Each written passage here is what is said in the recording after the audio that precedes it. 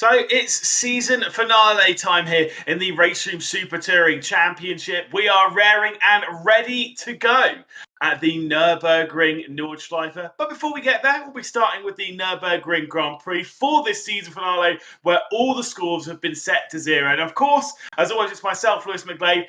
Not so much as always, because Cameron Roger has decided that he'd rather go and watch Manchester United get a red card than join us here this evening, because of course Darren Thacker will be alongside for this season finale. Really exciting one. It's going to be a great evening of racing. Of course, Super Tourers, absolutely classic, especially when we go racing around here.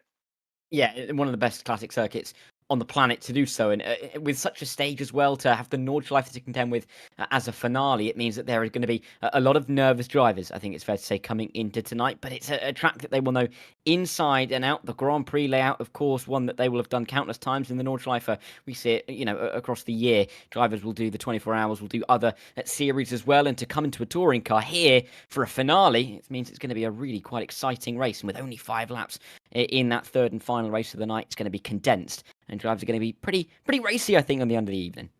Yeah, certainly so. As you can see, every single race there does indeed get a qualifying session. I said the points have been set to 0. Our entry list has been built through the season that we've come through, the 4 rounds of racing. And here is the entry list over the race that we'll be doing this evening. By the way, it's 24 points of victory in the first 2 races. In that final sort of slightly extended race, when we go to the Nordschleife, it's 40 points for victory. We'll talk about that a bit more as it rolls on through the evening. Of course, we can see the normal drivers that we've seen quite a lot through the season, as you have to take part in the season to get in here. But the ones that we're really looking at here, and Dika Molana could definitely throw in a good result. We know Cody Nikolakowski is quality, but the top 2 throughout this entire season so far has been Benz Farkas and Tomas Ribeiro, most notably towards Ribeiro's side, especially with that 3-race pole position and victory, all of them taken around the Silverstone circuit just a couple of weeks ago.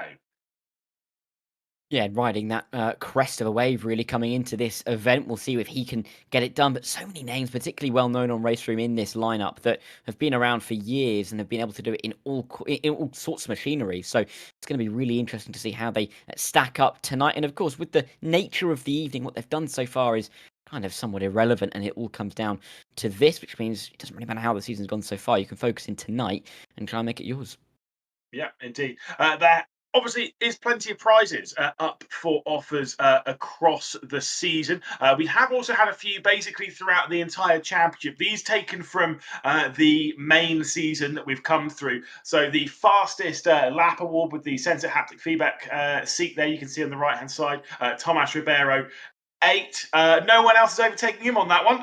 8 to 2 to 1 and 1. Benz Farkas, Florian Haase, and Moritz Lerner, who's been so strong as Ribeiro, especially in the final race of the evening, where we change the track and go for these slightly longer races. Also, one's up for pole positions. That one very close between Ribeiro and Farkas over the main season. Ribeiro on top with the Asher Racing dashboard there on the right-hand side, 6 to 5. Of course, for Ribeiro, it was the, I think it's 4 consecutive pole positions he's on now as well. Across the evening, got plenty more up for grabs with a most direct drive wheelbase.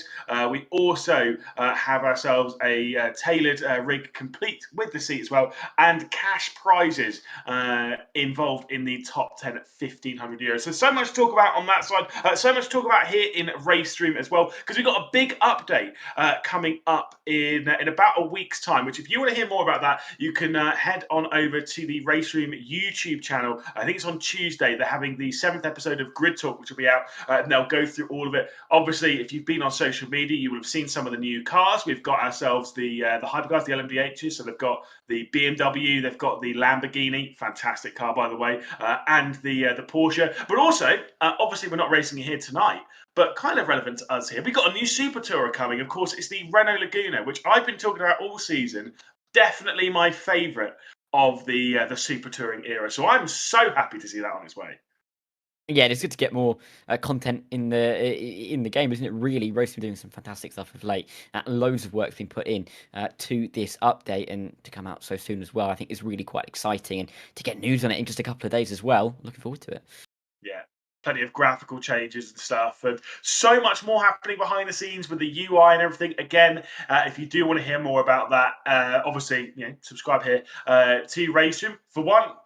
Also, pay attention for Grid Talk when it comes out next week, and also, why not just download it on Steam and get yourself involved in some of the competitions? Should be an exciting one. Now, obviously, as we refocus our attention back into this session, I think we should start talking about some of the cars. We've spoken about the Laguna, which we're not racing tonight, but there are still 7 cars of the Super Tourers that will be taking to action. Of course, we've got the BMWs that we can see here. We've got Hondas out there. We've got ourselves the Volvos, the 2 of them, of course, the 850s, the S40s out in action, the Opel, absolutely major shout out to that. It's a great collection of cars. The Alfa Romeo has been pretty popular throughout the season also. Quite a lot of BMWs and some Audis I'm seeing out there. Of course, different drivetrains in that. The BMW is rear-wheel drive, the Audi's all-wheel drive, everything else is front-wheel drive, which is a little bit more my speed. I'm not great at driving.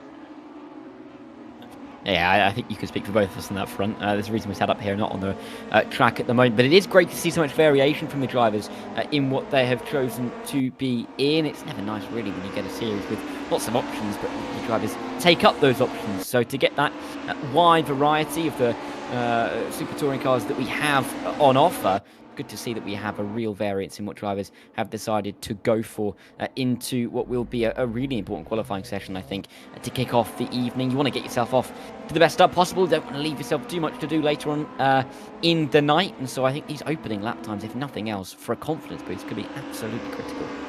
I think it's such an important qualifying session. We've seen that so many times throughout the main season thus far.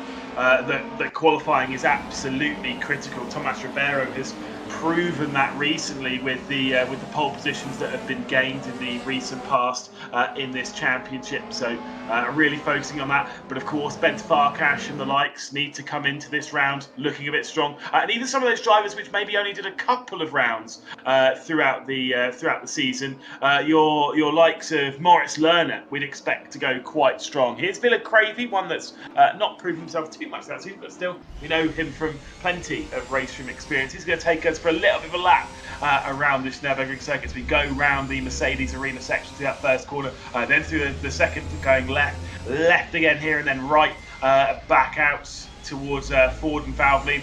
Really tricky section of circuit, and that's why I think this kind of leans a little bit more towards that all-wheel drive. Get that real good kick out of the corner, don't you? You do, and it means that you're going to get a good run through that opening sector down in towards this tricky middle sector. Medium speed corners dominate as you come in towards turn number 7 at the Ford curve, and then you run down the hill to the lowest point on the circuit at the Dunlop curve. We can see a couple of moves being placed down here if drivers are brave enough on the brakes to the inside. One of the slower corners after you get through that opening sector of the lap, but it's so tricky to keep it tight to the line on the inside, not run it out too far wide. Then you have to try and contend with the Michael Schumacher rest, use all of the track that you dare, but with these raised curbs it really can be quite treacherous at times. Fastest first sector of anyone that's gone through it so far. It's about 56-second sector. You'll never guess who the fastest is. It is Tomas Ribeiro in that BMW that he drove so well a few weeks ago around the Silverstone circuit. Once again is looking strong, the Portuguese driver who is most certainly coming into this round as the firm favourite. The driver who started out the strongest being Bent Farkas, you just never really know. Lloyd Biddulph's had a couple of cracking shows of pace as well. Down into this tricky chicane, all the way down the gears. Pop it out of the corner, really tricky over that curb on the both the left and the right hand side before you balance it on the curb on the left into the braking zone at the final corner. Find that later apex and punch it back out onto the start finish straight. Big overtakes will be coming down into that first corner during the race, and so it's really important to be able to comfortably get that run out. A 2-minute 4.334 for Bo Dixon and Villa Cravey, of course, up there. And there is Tomas Ribeiro. Almost over half a second rather clear of Bo Dixon. So we saw Villa Cravey's lap time, but once again, Tomas Ribeiro showing us how it's done. Yeah, and in a little bit of traffic as well. The cars have not spaced out at the start of this qualifying session, and to get all intents and purposes, 2/3 of a second of an advantage on those opening laps is quite frankly ridiculous. And Tomasz Ribeiro clearly with a bit of a statement. Haase has popped it up to P2, though, the only contender to speak of at the moment. He's a 10th and a half away, but he is himself a full half a second ahead of Bo Dixon. So a couple of drivers pulling away a touch. Looks like Enzo Filippo trying to join that front group. Indeed, what can Filippo do? Also, Ben Farkas is about to come through that final corner. Oh, sorry, rather across the line. We just see him there in the foreground taking the Audi across the line. He'll find his way into 4th position. It was 3rd before Filippo was able to find his way up onto the front row of the grid. So superb lap time then. It's a BMW 1, 2, 3 in the session. Audi's in 4th and 5th. We head back to Curvalaya. Of course, we'll be taking one of the Alfa Romeos. One thing that you're going to have a bit of fun with this evening, if we do get a load of Alfa Romeos around, try and pick them apart. They are all the same colour. It's always easy and fun for us, isn't it? Up here in the commentary box. It's always nice when we have some big variations, some very obvious cars, isn't it? And that's not exactly what we may be afforded with tonight. There's not loads of drivers improving. There are quite a few drivers looking like they're going slightly faster, but Ribeiro, Haase, Dixon, they haven't been able to find any more pace on this lap than they were able to put together on their banker lap time. Tomasz Ribeiro, those gone purple in the middle sector and looks like he could be improving on what is already the fastest time in the session. He's coming into the final couple of corners now. 2 minute 3.6 is his own benchmark, but this lap time may be enough to creep into the 2.5s. It's currently a 0.695, so we'd need a full 10th to improve to the 0.5. Does he quite get there in time? He does indeed, and there you go. He's gained himself another 10th and a half of an advantage. Yeah, 5.15 there for Ribeiro. Moritz Lerner goes up to 4th position. Cracking lap time for the Alfa Romeo driver, up into the top 5.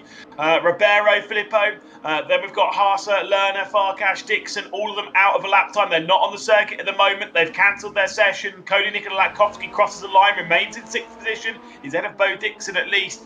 No one else really is on a lap. Maybe Dirk Gretschel, who we look back to now, 27th position on the grid, will improve up to 25th. And with a minute left to go of this qualifying session, it's almost done. Literally, this is the last lap time. Maybe Jonas Rydell as well might be the last one to come across.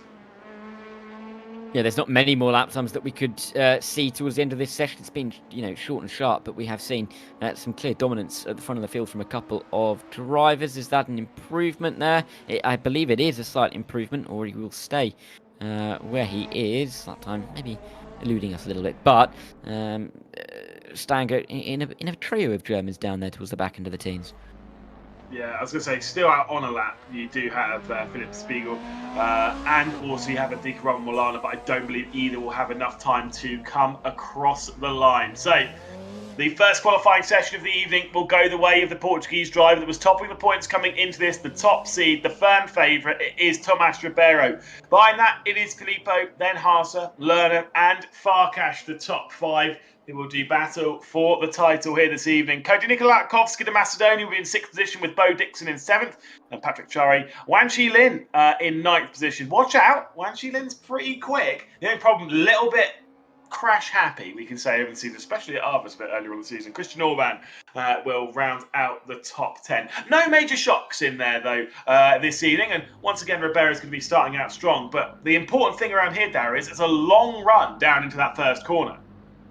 And then a heavy braking zone when we get there. So it's going to be a difficult one to judge in the early, couple of seconds as we get ourselves running green flag. But the second we get onto the brakes, who's going to be brave to the inside? Who could be overly brave? Maybe make a mistake and go a little bit too deep. They're all considerations that drivers have to be wary of on the opening lap here at the Nurburgring GP layout. And of course, I think it's fair to say that with 2 races on this circuit this evening, the drivers can almost get a good feel of how it's going to be in this opening race, and we might see some changes for race number 2, but I think it'd be fair to say that the drivers are going to be pretty keen early on. Certainly will. Well, we'll be crowning the RaceRoom Super Touring Champion this evening. Who will it be? Ribeiro starts from pole position after a dominant main season. He comes into the season finale once again as the firm favourite. Can he launch his way down into the first corner and hold that? He's got side by side with Enzo Filippo, and he's able to cover him off as they work their way down into the opening turn. Moritz Lerner, 3rd position, was able to fend off Cody Nikolakowski. He looks to the outside in the Alfa Romeo, does Moritz Lerner, and can he send it all the way around the outside of the opening corner? The answer to that question is no. It is still Ribeiro, the race leader. Plenty of smoke in the background, though. A pretty tidy start, relatively speaking, through the front of the field. Yeah, Farkas tried to get to the inside of Latkovsky coming into turn 2, and he pushed him wide. That's allowed Bo Dixon to go up the inside and make a couple of spots. They'll run their way out of the Mercedes-Benz arena as they work their way through 3 wide in the background. They can't quite find their way single file through just yet in the background, but most drivers, it seems, have got through relatively scot-free. Dixon would have been delighted to see the track open up in front of him. Farkas really aggressive, didn't have much of the car alongside. Latkovsky's not going to be too happy to lose those 2 spots. Bit of Krabi, I think, has been a bit aggressive trying to get past the likes of Bojan Kurbalaya a little bit further back for 13th position, and unfortunately the Finnish driver dropping back into 14th is getting aggressive, coming down into Valvoline and then into Ford. We look further up the field towards Bo Dixon, who has made a position here, or made a couple of positions rather. He's got past Cody Nikola Latkovsky, he's got past Ben Farkas as well, finds himself in 4th position, but is starting to feel the pressure. Farkas looking for a move here, looks to the inside, tricky corners they come out of the Schumacher S.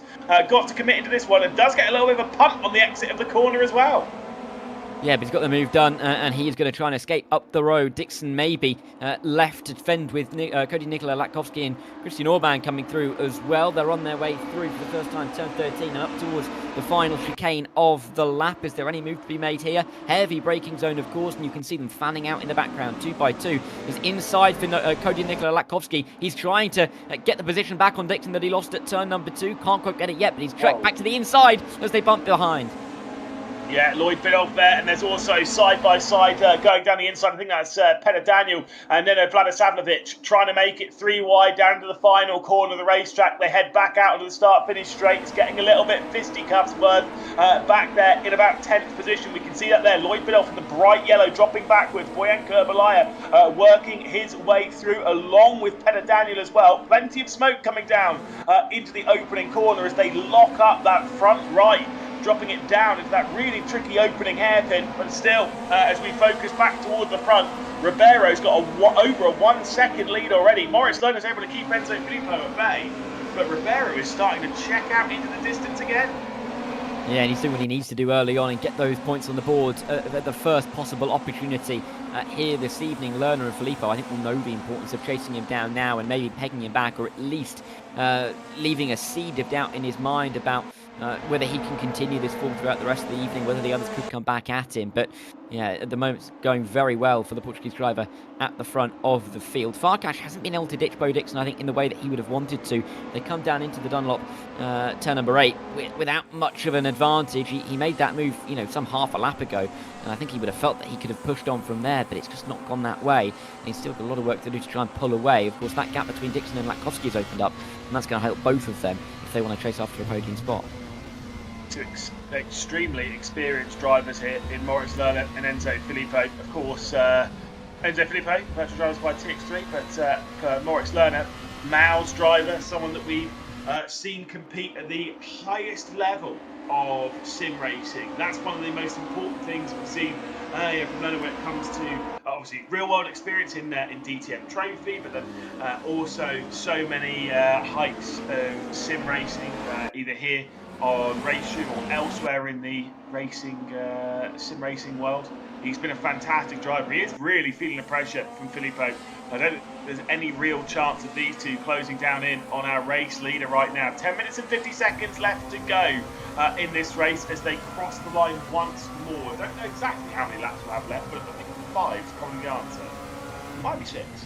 Yeah, I think it could be 6, because 5 laps should take us about 10 minutes, 15 seconds or so we may squeeze in a 6th lap here as Filippo's trying to find the right way through on Moritz Lerner, taking a nicer line through turn 2. It's going to give him maybe a chance to the inside at turn 3. You can see the German washing out wide. It's going to allow the Frenchman that inside line. If he can just keep it there right around the outside at turn 4, it's tricky to pull off, but he's trying to do that. The Alfa Romeo on the inside, though, looks like it's going to hold the line, and indeed, Willem Filippo with a bit of a snap of oversteer on the exit means he's going to have to sit and wait behind, but all this battling, he's almost, consigning themselves to just battling over P2. Ribeiro loving what he's seeing behind.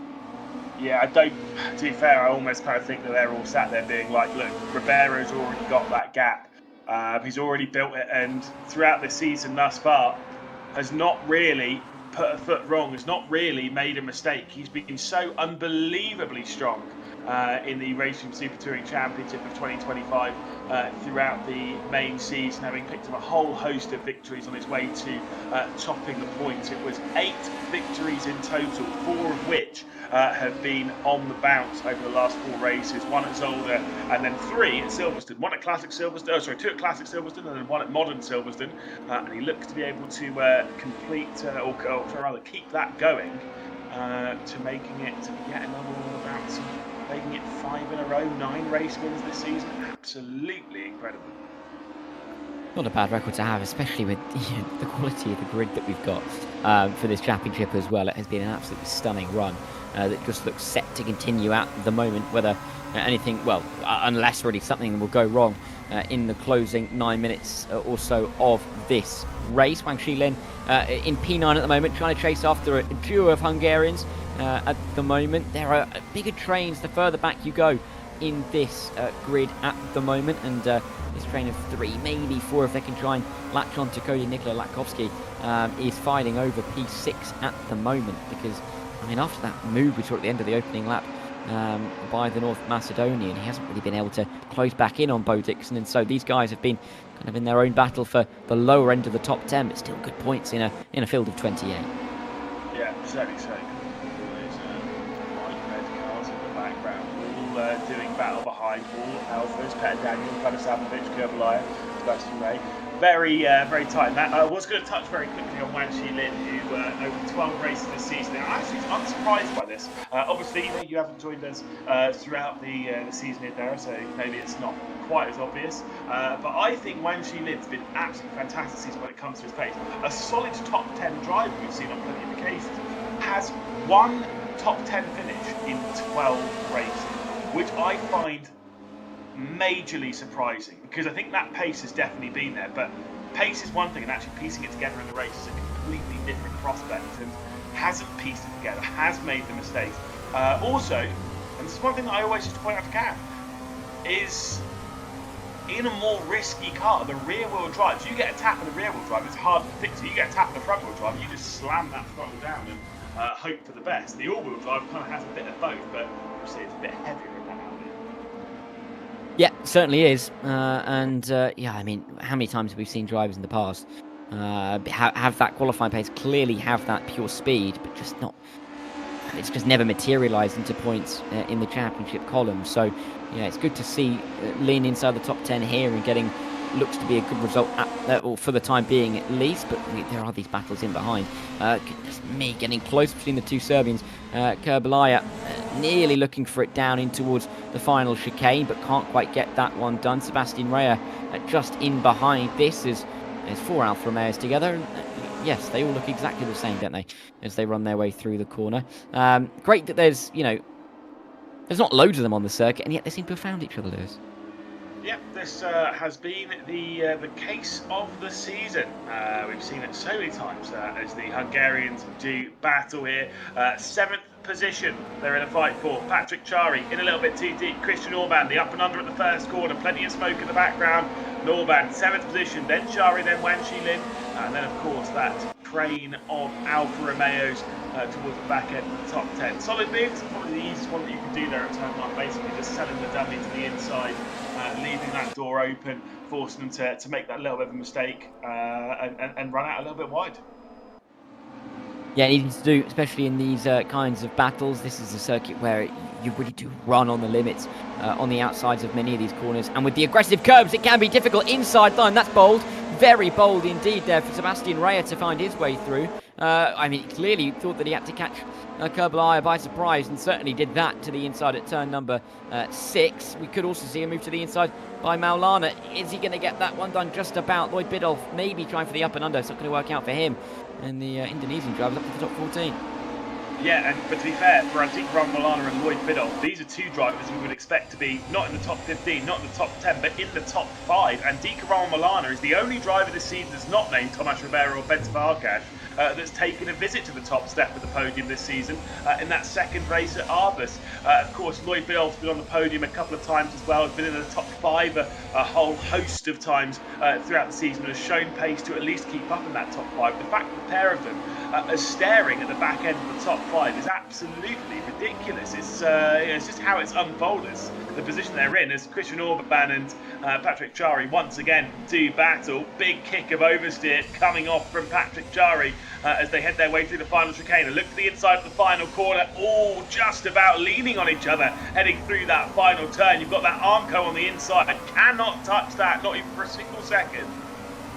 No, now you've got Wangshili Lin in the background trying to find any way through. These two have dropped back into that battle. Let's see Orban going to the outside line, maybe hoping that Chari goes deep into the corner. He doesn't do anything of the sort and will maintain the position. Lin nearly looking at the up and under as well through the opening turn, as he's been able to get away from the likes of Petar Daniel and Vladislavic just in behind. But as they run their way through the opening few corners again, thought maybe there could have been a dive to the inside there by Christian Orban, but too late to make anything work through there, and they will continue in the same manner. But I mean, Orban's tried everything nearly to get through, and it's just not working out. It's only got, what, 3 laps to go to get this one done.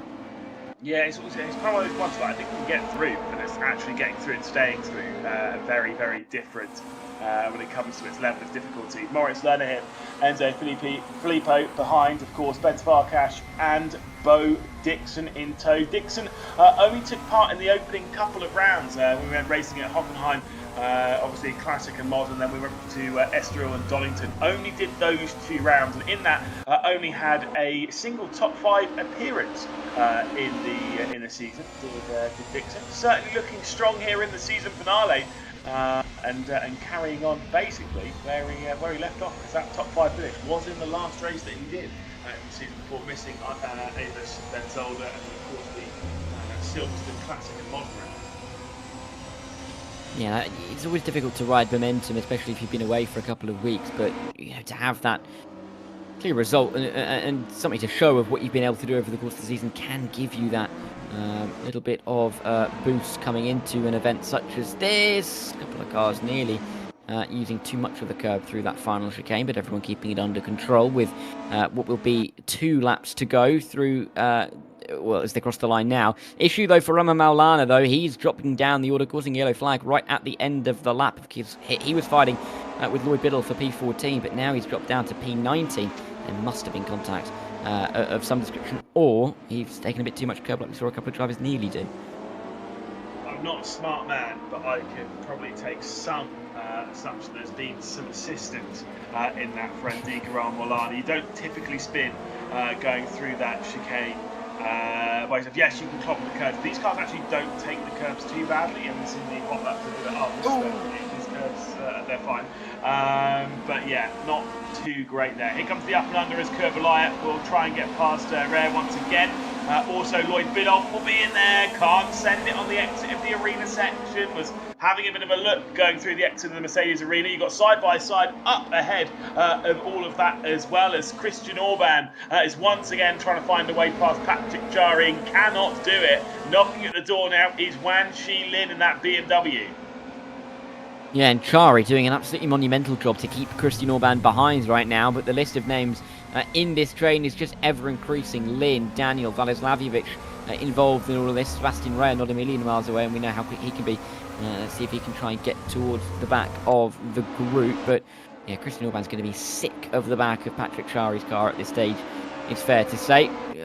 I feel like he's thought that he's got the move done about 4 or 5 times, but it's not been able to be completed enough really for him to get away from his countrymen. They'll run their way through towards the final chicane once again. Is there a chance there this time? We'll have to wait and see.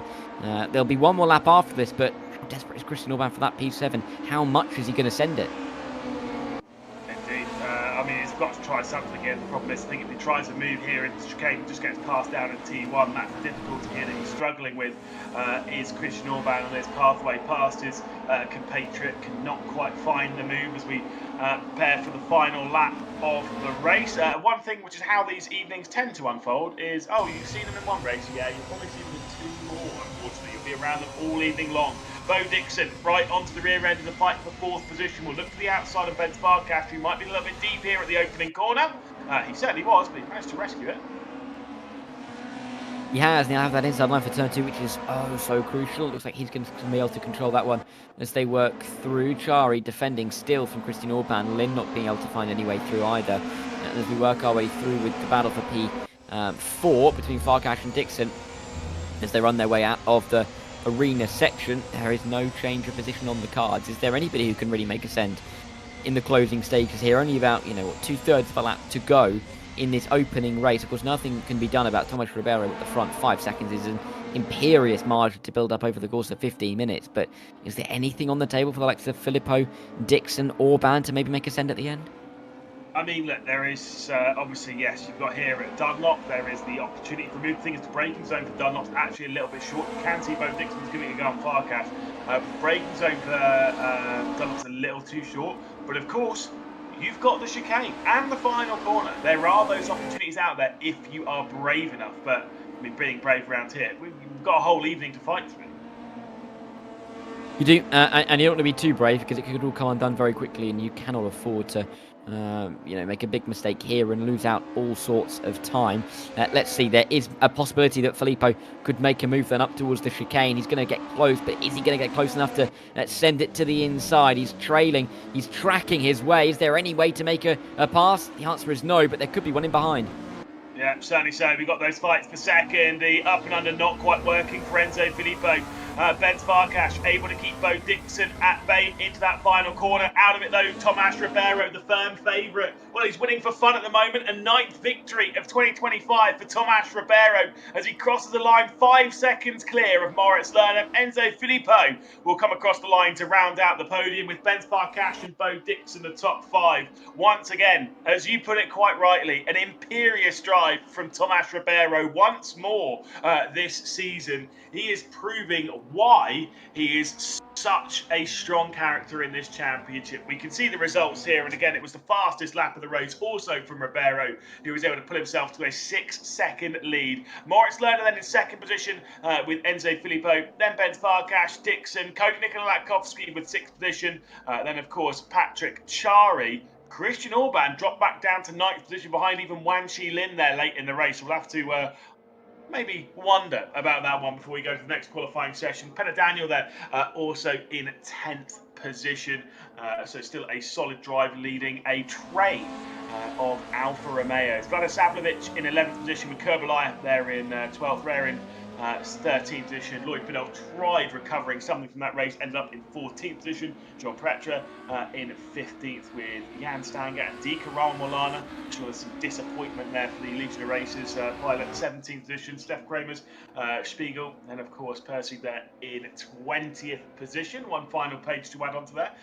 Also, shout out to the Italian taking the 850 around the circuit. We love to see it. Schumer there in 21st position. Philip Cravey had a few struggles. We did see a qualifying lap though from the Finnish driver, only 22nd in the race. Bernd, Gretschel, Nat, Volta, Diarcangelo in 27th position.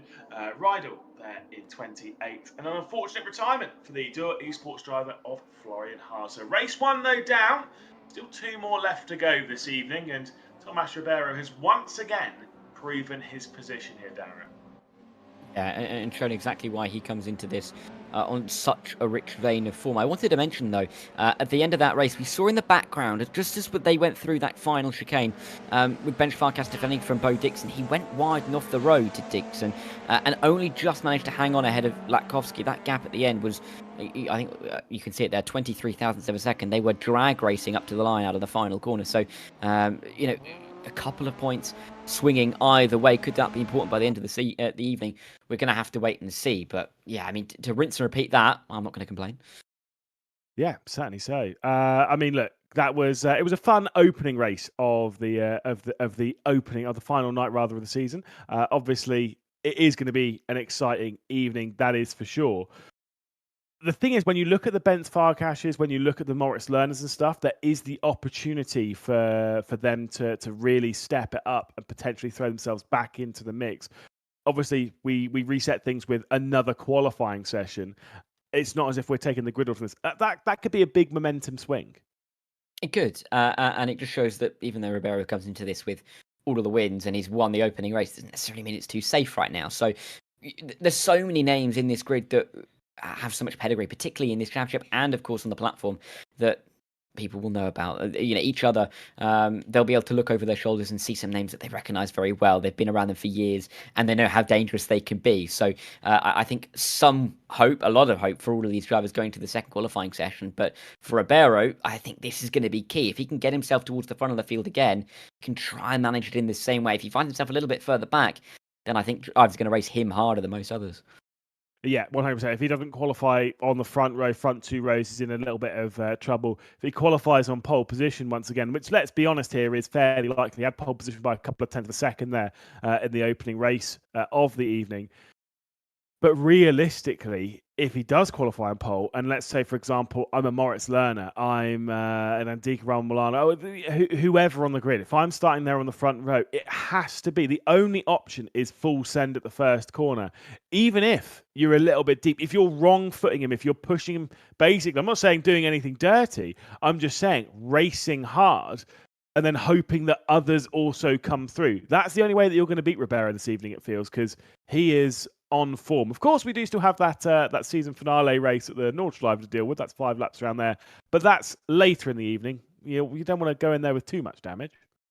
Yeah, and I think Ribeiro, the positives are he's got pole by 2.5 tenths in that opening qualifying session. He's got the win, and he's not really had to look backwards at all. But that all means that everyone is going to be looking at him particularly and knowing that they have to displace him from the circuit more than anybody else. Not necessarily off the circuit, literally, but they have to try and displace him in the order, particularly off the start at turns 1, 2, 3, and 4. And if he starts to tumble down the order, if he starts to be offline, then drivers behind will know that they have to capitalise because they may not be given this opportunity again. So it's a condensed format. Drivers know that, and they've been in all sorts of formats. They've been in this position before as well. They'll know exactly how to manage this and how to attack this second race. But whether they're successful in qualifying could be the start, as you say, to who could be P2 to what we see in the at the start of the race. Obviously, the important question. I've said this to Cam. I already knew which one Cam was going to pick when it comes to the cars we race here in the RaceRoom Super Touring Championship. Any standing out to you? Are you also a boring BMW man, or something else catching your eye? I liveries aside, I do quite like that Alfa Romeo. Just generally, I think it looks quite nice. Even if they all do look the same in this particular series, a couple of the liveries, that dark livery that I think we've got on Enzo Filippo's car, if you put that on the Alfa Romeo, can look pretty nice. But yeah, it's nice to see the variation, I think, generally, because, sometimes you will get just, 2 or 3 cars that dominate the field, but to have quite a range, it's quite exciting for us to see. Yeah, obviously, of the current grid, I didn't actually see too. I saw a couple out there. S40. That would be where I'd be going. I love the old. To be fair, the 850, the Volvo 850 is absolutely sick. And the Opel, which I actually don't think we do have any out there on this circuit. That could change because they're not locked to these cars for that season finale race. They can take something else as the second qualifying is underway. I was saying about the lack of Opel. Thank you, Chris, our broadcast director, for showing us one straight away. Obviously, representing the Opel badge. It is Jan Stanger. And obviously, if you didn't join us earlier on in the broadcast, or if you couldn't hear me because I had the wrong microphone selected, my bad. We had we got the Renault Laguna coming in 4 days' time onto the RaceRoom service. So that will be fun, and that will take #1 spot of my favourite because it's a Laguna. My mum did 130 down the motorway. Well, the perfect speed down the motorway in one once. Yeah, careful who's listening. Check your left shoulder, check your right shoulder. But yeah, that'll be a nice one to have in. And it is good to see that we have more of these cars joining the platform, because you can never really have enough, can you? Really. And again, great to add that variation. Great to get another classic car onto the grid. We'll have to see if anybody picks that up for future seasons. But for now, I have to settle with their Audis and their BMWs and their Alfa Romeos and the single Opel for the time being. And the lone Opel, yeah. It's actually fair. There is actually a solid mix of cars on this grid, and when that Laguna comes, I've always said before, racing is such a great place for, especially if you're into your classic racing cars. There's the DTM 95 packs, absolutely sick. Great year as well. Obviously, year of me joining this planet, so it is the best. We're not allowed to talk about Darius, eh? What was it, 19 what, sorry? What, for me? 95. Oh, that was it. That's, Yeah. you know, you only have to change, what, 3 of the digits. It's fine. I only have to change 3 of the digits. Goodness me, that's brutal. Lawrence Lerner. He's going through the final couple of corners. I think for the likes of Lerner here, especially after a good showing in the opening race, this qualifying session is crucial. He knows what he can do. He knows how fast he can be. And he is currently going fastest of anybody through that middle sector, I do believe. What's the time going to say when he crosses the line? So 2 minute 3.9. We do know that we had that 3.5 from Ribeiro in that opening session. And he is 0.3 up on Lerner's time through the middle sector alone at the moment. Yeah, absolutely flying is Ribeiro. Daniel here we're across the line with. Goes to 7th position. Guess what he's around? Yes. 2 other Alfa Romeo. Sebastian Ray, Alfa Romeo. And then Vlada Savovic, also another Alfa Romeo. Lloyd Biddulph, interestingly, has binned off the Audi and has now tried to take a 156 to add confusion to our small commentary brains. Florian Haase up towards the line, was on for a solid time and does go into 2nd position, and now behind Tomas Ribeiro, who did set a 3.5. Kind of as to be expected, and has that 2/10 advantage at the moment. Enzo Filippo, what can he do? Not a time on the board just yet. Bench Farkash jumps up into the top 4. Filippo, can he be the one to challenge Ribeiro the closest? He can indeed. Just about a 1/10 and a half off of the pace. I mean, it's still off the pace, but if you're going to be anywhere but pole, you want to be P2, particularly at this circuit, with the ability to maybe get to that inside line. Yeah, indeed. Christian Orban here, we saw plenty of fight with. I think, genuinely, what I'm looking at, the only driver who I believe has changed car between us, which typically we haven't had throughout the season between race 1 and race 2, because it's been on the same server, so it's actually not been possible. Now is possible for the season finale round. The only one that has changed is Lloyd Biddulph, and he is around where he was in the Audi, so maybe it's not the car. No, I'm joking. We're in the qualifying session. He's also just jumped into a completely different car that drives very differently for the second qualifying. Hope he gets a little bit faster as this session unfolds. Of course, we will expect to see a few drivers change vehicle going into the season finale race around the Nordschleife. Here comes Christian Orban across the line, remains in 9th. Yeah, I mean, I'm surprised he's not distracted by the huge zebra behind him, quite frankly. But he has been able to get himself to the top 10. Rama Maulana has gone to the top 4 as well. Good for him to try and improve on what was obviously a disappointing opening race of the evening for him. Tomas Ribeiro isn't done, though. He's going even faster than he already has. This could even be on for, what, a 0.3? When everybody else is just about at a 0.6 at best. Let's see Ribeiro to the line. It is a 0.3. He's 0.3 clear of the rest of the field. Incredible. That isn't getting beaten either. That's an incredible lap time from Tomas Ribeiro. Here comes Florian Haase at 3rd position at the moment. No real improvements, but if he finds a few thousandths a second, he might go ahead. He does indeed go ahead. He sets a 2:03.5, and Florian Haase goes on to the front row. But a retirement in the previous race, the Dura Esports driver, basically is kind of out of it. The session has effectively come to a close prematurely. We've got 35 seconds left to go. DL Cangelo and Jan Stanger are both out on the circuit. Stanger's about to finish lap time, but you can see the top 10, which is unlikely to change. Jan Stanger goes to 19th position, so that one is not changing. So Ribeiro, for the second time this evening then, is going to be on pole position. Florian Haase alongside Enzo Filippo, Andika Raul, Moritz Lerner, Benz Farkash, Cody Nikolakovsky, Bo Dixon down in just 8th position this time, but did start quite well in the previous race. Christian Orban and Patrick Chari, told you they would be close all the way through the night.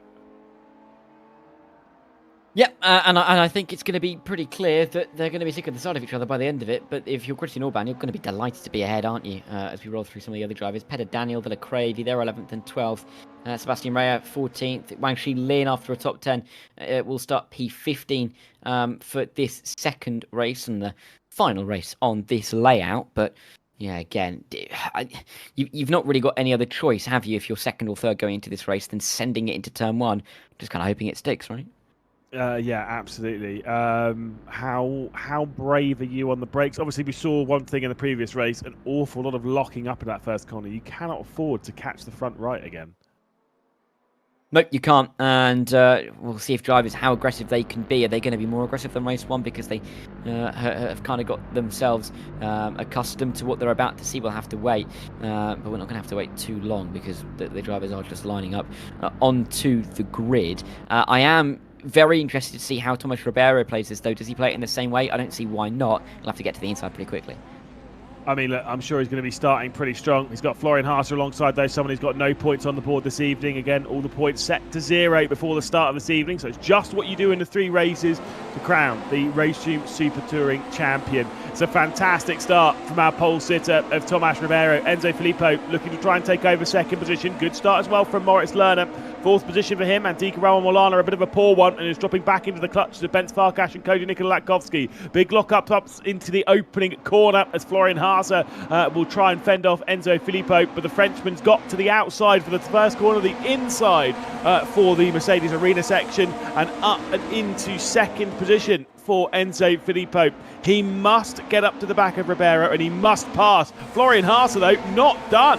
Firing straight back through on the exit of the arena section, and now comes Moritz Lerner.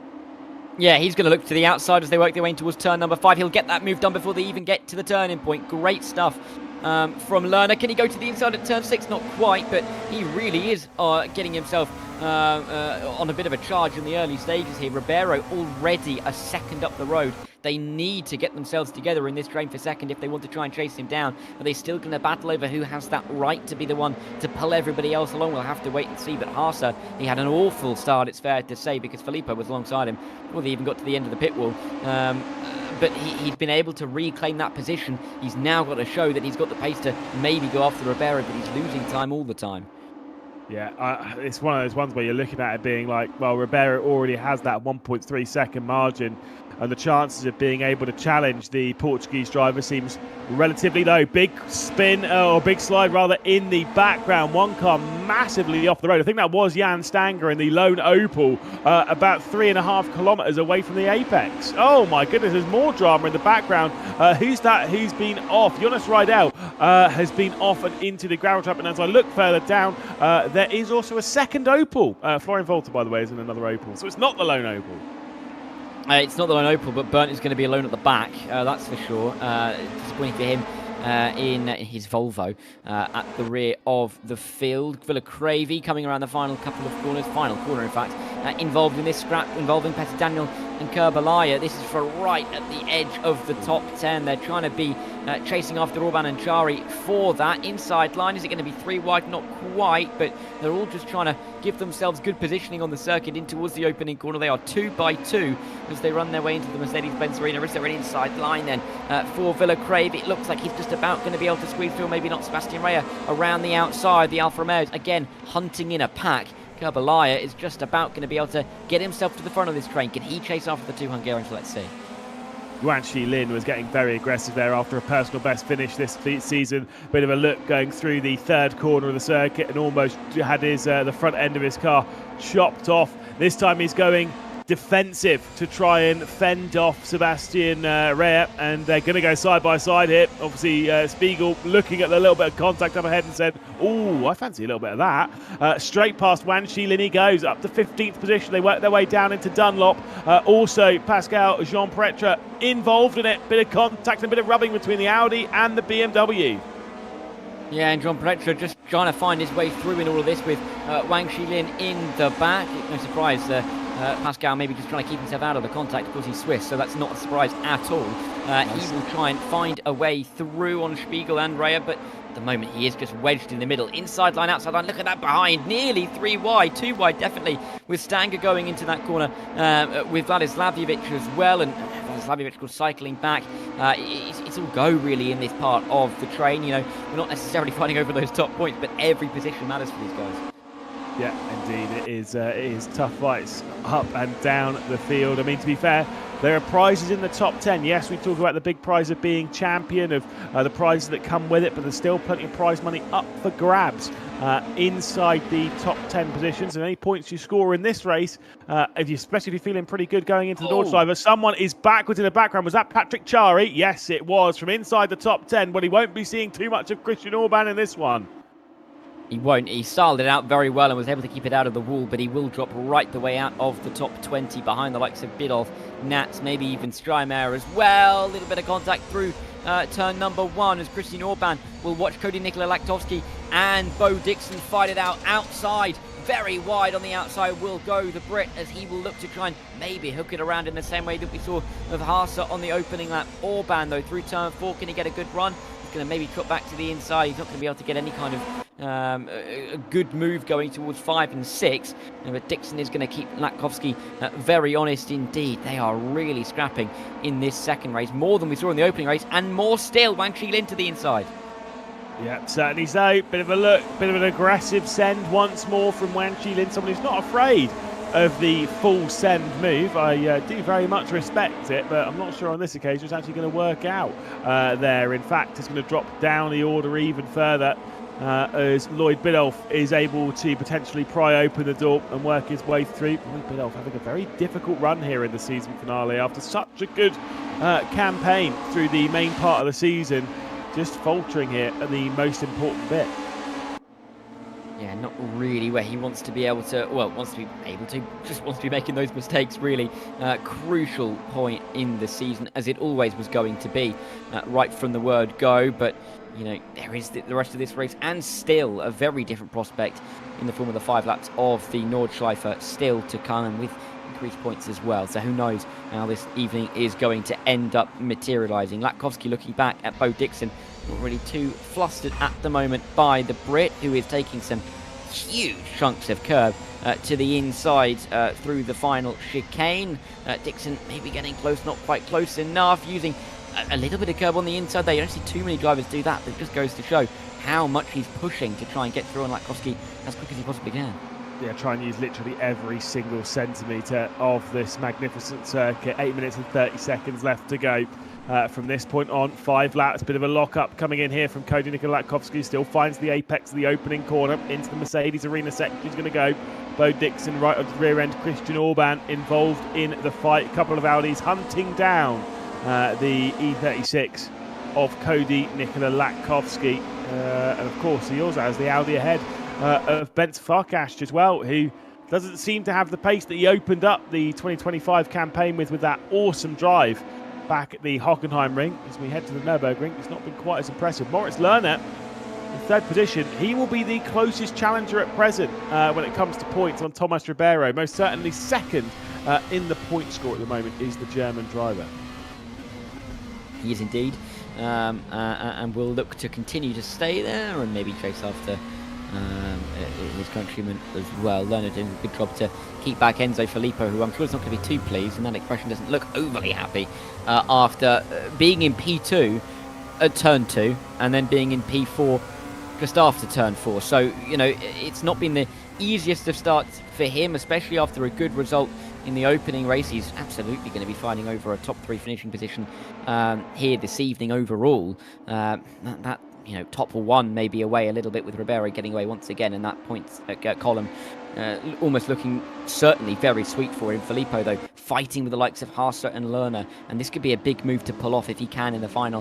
What will be 4 laps here, because if he can even make a 5-point swing on Lerner and maybe even a 5-point swing on Haase as well, that could be crucial and make the maths a lot easier for him when he gets to the Nordschleife.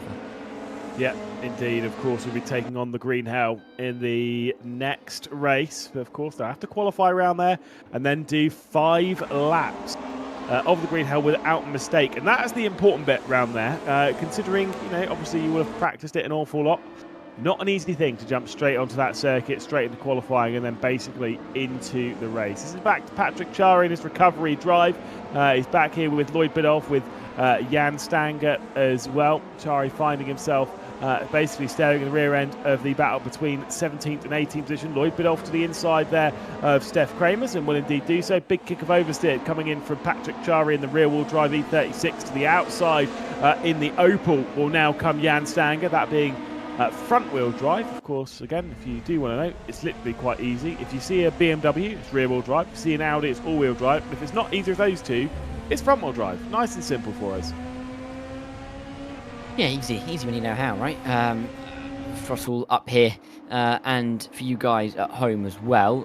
We are still seeing some of these battles continue to develop. I thought for a moment there that Lerner's going to drift a little bit wider for the inside line, but he's been able to find the apex and again frustrate Enzo Filippo in behind. There's not really been any challenge from behind with Rama Maulana almost stuck defending from bench Farkash rather than being able to get up the road towards the top 4. Latkovsky and Dixon have been fighting again over 7th and 8th, and Biddulph and Kramers are fighting at the back end of the top 20 as well. But there is Dixon looking to try and keep himself very close to the back of Latkovsky. Of course, these two drag race to the line at the end of race 1, and I mean, they're not in a position that they could do the same for race number 2 as well. Yep, indeed. I suspect we might have a pretty feisty battle here between these. Yellow flags coming out in the final sector. It is Jan Stanger, unfortunately, dropping down the order. So the Opel, not doing so strong now, finds himself down in 24th position.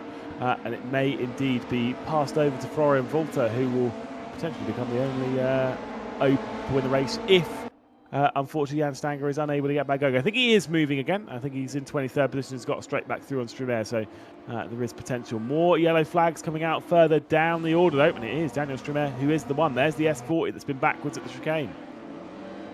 Yep, and there's a couple of drivers that have had that fate over the course of the evening, and yet another one joining the books in what is now the closing stages of this second race. Kerbaliah making a move past Villacravy into turn 1. Or maybe not, as they swap positions for 11th and 12th side by side through turn number 2. The Finnish driver making sure that he gets himself ahead of Kerbaliah, and you know it, there's now going to be 6 Alfa Romeos in 7 cars. Spiegel being the odd one out right in the middle of all of that, and you could even say 7 and 9 with Petter Daniel inside the top 10 as well. They found each other on the circuit once again. Cravey will look to try and dispatch yet another of Petter Daniel in the next 2-3 laps. A lot of alphas back there, right at the well, obviously the last place in the top 10, and then all behind that is very close indeed. Here's Bo Dixon looking to the inside on Cody Nikola Latkovsky. The Macedonian's going to hold firm. This is back to Patrick Chari, trying to find his way through on Lloyd Biddulph. The two fighting over 17th position. Steph Kramer's also a part of this. 2 seconds ahead of all that is Vlada Savlovic. A little bit maybe out of reach as Shari will look to the outside coming through the Schumacher arrest, but that one's not going to be a particularly great prospect to overtake it so fast through there. It is. I mean, Biddulph nearly drifted wide, but he was able to keep it on the circuit. But if it goes wrong through there, it's going to go very wrong indeed. And how many times we've seen that in the past. Shari looking to try and set up the exit, though. Get a good one towards the final chicane, and he has done just that. He's right on the tail. But also on the tail is Villacravy and Sebastian Reyes on Kerbaliah. These two have been fighting for quite some time as they just about make their way into the corner. Cravey on the inside is going to turn to the outside for the final corner, but it won't have to because he's been able to gain the overlap on Kerbaliah, and Pascal John Pretre going to come through on Sebastian Reyes as well. I apologise, it was Sebastian Reyes the whole time, wasn't it, on the outside line. John Pretre is just about going to get the slipstream as well off of Villacravy, and that's going to propel him forward ahead of the German. And this going to split up somewhat, and somehow Kerbaliah's come out scot-free in all of that. Indeed, penultimate lap of the race. Very awkward there going through the chicane, and I say Villacravy just slightly wrong-footed in a little bit too deep and causing plenty of problems for those behind. This is back up to Bo Dixon against Cody Nikola Latkovsky. It is pretty close, relatively speaking, between Andika Ramalana and Benz Farkash. Enzo Filippo and Moritz Lerner are very close, a tenth or so between them. This is up to that fight. Enzo Filippo in the black BMW, the bright red. There, the Alfa Romeo of the Moritz Lerner. My goodness, I was going to say of the Maus driver, Moritz Lerner, but that's fine. Well, the Moritz Lerner it is from now on. Could you say that they're playing cat and mouse at the moment for P3? Ooh, goodness, I like that. Yeah. Maybe René won't, but I like it. And it's the right way around as well, because Lerner's the one being chased, isn't he? So this is looking like it's going to go to the wire regardless. Again, though, Filippo is locked in one of these battles that is going to come down to the final chicane. It was the same for him in race number 1. It's going to be, rinse and repeat for race number 2. Nice line through there. He's going to get the run through turn 13 up towards the final chicane. Is this the chance You'd feel like it is, but there's good straight line speed for Moritz Lerner in that Alfa Romeo. Was there any send from Filippo? Was it too early that he feels like he has to make a send? Not just yet, looks for it, tries to offset Lerner into the corner, but they will stay where they are, and nothing's working yet for Filippo with 1 lap to do it. Yeah, he's only got one more opportunity into each of these corners to give it one final go. Enzo Filippo, if he's able to find his way through and find himself onto the podium here in the second race of the evening. Haase is clear, Ribeiro is clear. Lerner and Filippo, though, an incredible battle. It's been great, but Filippo's just not been able to find his way through. Like I say, it's the straight line speed of the Alfa as they work their way down into that opening corner. The up and under, here we go. Can he get to the outside as they work their way through the Mercedes arena section? The Frenchman sends it in to the outside. He's going to go. Moritz Lerner's got the inside line, not only for this corner, but also for the next one. But if Enzo Filippo is able to hang on and have the inside line on the exit of the Mercedes arena section, but will momentum lead the way of the German? No, it will not. Filippo has found his way through, but he's too deep, and the up and under goes the way of Lerner. And look who's joining the back of the train as well. Roman Maulana all of a sudden is in this battle for P3 if they continue to battle. Lerner's got a bit of an advantage though, 4 tenths or so, but he's overdriving the car into turn 5, deep through there. It's going to compromise his line through turn 6, and all of a sudden Filippo may have another chance as they work their way down into Dunlop, maybe a little bit too far back, but there's only 3 tenths between them. Haas has, disappeared, gone up the road as we would have expected when these two started battling, but Filippo's going to leave it all out on the table, I'm sure. Is he going to go for that send into the final chicane? He left it last time by. Is this the time now? Yeah, a bit of smoke being kicked up there. Surely he's got to try something, a bit of a flash of a yellow flag there later on. Surely there's got to be something, some sense, some bit of bravery here. I mean, you're talking about a championship potentially on the line, or at a bare minimum the runners-up position. You've got to go for something. Yeah, you have to. There's no other way about it, because points are going to be at a premium. And if you struggle in qualifying at the Nordschleife, goodness knows how it's going to be good to, make moves in the race over the course of 5 laps of the green hell. Filippo, you just feel like he's too far back. He's lost time on where he was this time last lap, and he's not going to be able to send it. Is he going to have to reconcile himself with 4th, or is there a last corner send to see? I mean, there's going to be a defensive line coming in from Moritz Lerner as through the final corner. It's a perfect start to the championship evening from Tomas Ribeiro. A 6th consecutive victory and a 10th one of the season. Ribeiro is victorious once again. It's Haase behind, and it will be Lerner in a drag race with Filippo across the line to take 3rd position. And Di Maulana could not find his way into the fight. Benz Farkas as well was sat in 6th position, staring at all of that unfolding in front of him. But once again, the only major talking point from this race when it comes to the championship fight is how dominant Tomas Ribeiro is once again. He found his form, and he is absolutely flying at the moment in the RaceRoom Super Touring Championship. Fastest lap also, and another dominant performance. Half the distance, though, basically, for the race victory margin. Florian Haase will find himself behind Ribeiro, who is our dominant race winner. Lerner in 3rd position, rounding out the podium as well, with Enzo Filippo, then Andika Maulana, Benz Farkas, Cody Nikolakowski, Bo Dixon, Christian Orban, and Petter Daniel being the top 10 runners across the line here in the penultimate race of the season. Kurbelaya in 11th position with Villa Cravey, slightly better in this race than in the previous. Sebastian Ray in 13th position with Spiegel, Jean Petra, Vladisavljevic, Patrick Chari, bit of a shame there to be spun back down, but still was able to recover 17th position. Lloyd Biddulph, who struggles on championship night, continue here, 18th position only for him, with Steph Kramers and Wan Shi Lin rounding out the top 20. The final page sees Jan Stanger, then Dirk Natz, then Percy, then of course Di Arcangelo, Gretschel, Volta, Strimer, Rydell, and of course Bernd, finishing a couple of laps down. Still an exciting race, a fun watch, and now we get to turn our attention to the big one, Dara. It is of course the green hell.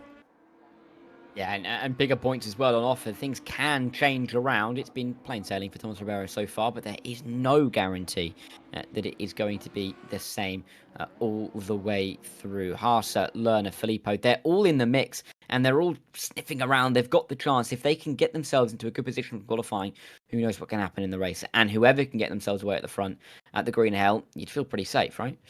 Yeah, but then this is where I think the real major talking point is going into the Green F1. There's more points up for offer. It's 24 points for a victory in those two races that we've just seen there. Race 3, which will be coming up in a few moments' time, it's 40 points for a victory. So obviously it's been a perfect start for Bears on 48 points. Yeah, sure, you can't outscore that in the one race, but it's still much heavier leaning towards this race, as you would expect. It's the slightly longer race, and it is the big championship finale. Can anyone take on Ribeiro? But who's going to be changing car here, Dara? This is the important bit because cap to a normal championship, we head into a season finale where, as we've had throughout the season so far, 2 races done on one circuit and then the final race is done on a different circuit or a different layout of that circuit. We see a lot of drivers changing cars. I would suspect that based on, for example, the straight line speed that we saw in the battle for third in that race, Moritz Lehner was able to hang on because of the straight line speed of the Alfa Romeo. Yes, the Nordschleife has a lot of corners around there, but it seems to have a lot. It's obviously it's very highly leaning towards straight line speed. So I'm kind of leaning towards the Alfa with absolutely no practice. Maybe I'm leaning that way. Yeah, because I mean, when you think of the Nordschleife, from where you're going to make a move, it's often at the end of a straight of some description. And so, if you're in the Alfa Romeo, yeah, you could be an absolute unit through the corners. I guess the difficulty would be, when it comes to how fast, where can you put yourself on the grid in some of these cars. I think that's the trade-off that some drivers will have to face because the Alfa Romeo may be slower over the course of a full lap of the green hell than some of the other machines, but in the race, it's the better car to be in because of the characteristics. I guess that's the factors they're going to have to be considering going into a race like this. But it's not that they're short on options, right? There's 7 to choose from. Yeah, indeed. You can see all 7 there. Like I say, I don't know which way I'd be leaning. We don't see many Hondas out there. I can tell you, looking at some of the drivers that have joined the circuit, Filippo remaining in the BMW. Christian Orban switched up the Audi for a BMW as well. Moritz Lehner's remaining in the Alfa Romeo. Villacreva remaining in the Audi. Tomas Ribeiro remaining in the E36. I think that is very interesting. Also, Bence Farkas has jumped over to an E36. So maybe, just maybe here, I don't know what I'm talking about. I'll leave that one with you. I could just click on it, and we have Chris, our wonderful broadcast director, laughing in our ear, which is fantastic as well for you. Yeah. I mean, maybe opinions change. I mean, coming into a race like this, of course, this is the championship finale. Attitude's going to be slightly different. And if you are Tomas Ribeiro, you've got the points advantage, you've got the confidence advantage. No one's been able to touch them all evening long. Do you just stick with what you feel like you're going to be most comfortable with? And yeah, it may not be the fastest, but is it going to be fast enough? I think maybe that's the trade-off we're looking at. Difficult to say, really. We're going to get a good sense of it when we get into qualifying, but once we're out of qualifying and into the race, I think we're going to get a good judge of who needs what in terms of points to get at least for the top 5, maybe even for the championship as well. How's your German pronunciations of all these corners, and how's the memory game going? It's going to be good. The viewers, I'm sure, are going to be delighted about some of the way I'm going to butcher some of these names, as I always do. Perfect. Yeah, the best thing about this track, isn't it? It's the German names. I still maintain the best fact about the Nordschleife as the qualifying session is about to begin is that the track map looks like a pig's head. You have to squint a little bit and really think about it. Yeah, well, he's nearly got it. If you think up towards the top end of the circuit, obviously on the track map, you've got your little pig's ears. There you go. Look, here we go. Directly off the circuit is, then you move around, you snout, and then you come down after the carousel. Once you come down towards Galg and Kopf from that in the final corner, that's the opening for the mouth. And then we head straight down the Duttinger Hoa. If you haven't noticed that before, I'm sorry. Yeah, I can't really see it now, can I? Yeah, I can. Yeah, because I can't. Yeah, that's pretty good actually. Thank you. Both. Well, there is cars on track. Cam and Ewan do not agree with me at all. No, I see it. I'll be honest with you, I see it because there is this. You've even got the little, little inlet of the snout, don't you? Yeah, I'm looking too much into this now. Jake Cooper, who's someone who's taken part in sim racing for quite a while, once pointed that out to me, and that was probably maybe 5 years ago, and it lives in my head rent-free. As you can see, I'll take the blame. I said the BMW might not be the choice around here. We saw on there a lot of BMWs out there on the circuit. So clearly I'm wrong. Drivers know best. And you can see the layout that we're running here. Of course, it is the 24 hours layout. So it is the one that comes down into the Dunlop hairpin and then fires its way out. It does mean then, based on that, I'm pretty sure it doesn't have the arena section, which means that the opening corner is one of the worst in motorsport. But I'll complain about that ad nauseum throughout this race. Yep. Well, yeah, it's not the heaviest of braking zones, is it? And it's difficult to really judge exactly how it's going to go. We've got our first drivers onto the green L, though, who have negotiated their way through that GP loop and diving away from the permanent. I say permanent. This is quite permanent, isn't it? The main layout of the circuit for the first time this evening, and it's one and done in this qualifying session. It's no room for mistakes, and this is exactly the kind of session where drivers that we've seen right at the top all of a sudden are down in 20th, 25th position and have a lot of work to do in a race where you're going to be struggling to make moves.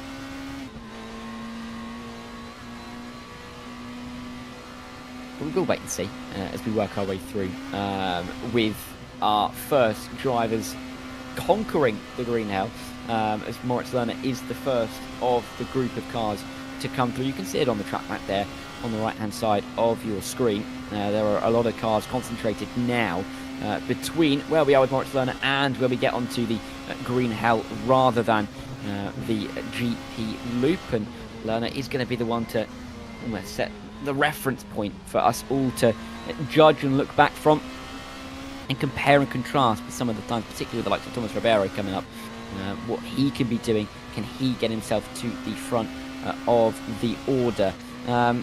I think it's going to be interesting to see exactly how well some of these drivers could get through the opening sector, and I was waiting for that sector time, and here they are. Thomas Ribeiro through the opening sector, 3 minutes 7.7.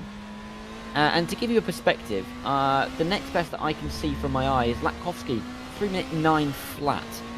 He is some second and a half quicker for the time being. I'm going to change my mind on that.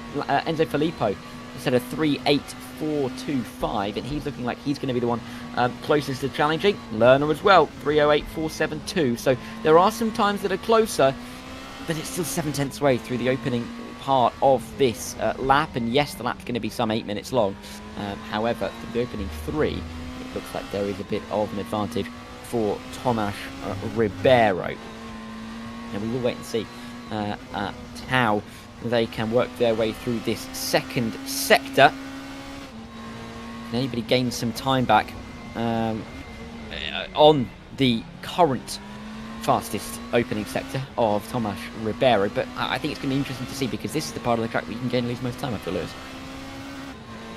Yeah, certainly so. As we head our way up towards the Exmoor and this run up the hill, the downhill run has basically ended for a while, and we now rise up and up and up all the way up to Hoa Act. It's such a fast run up here. I have been up this part of the circuit. I have had a nice little hot lap around here in the capable hands of Nicholas Hillebrand, and I can tell you a Mazda 3 with not a particularly big engine.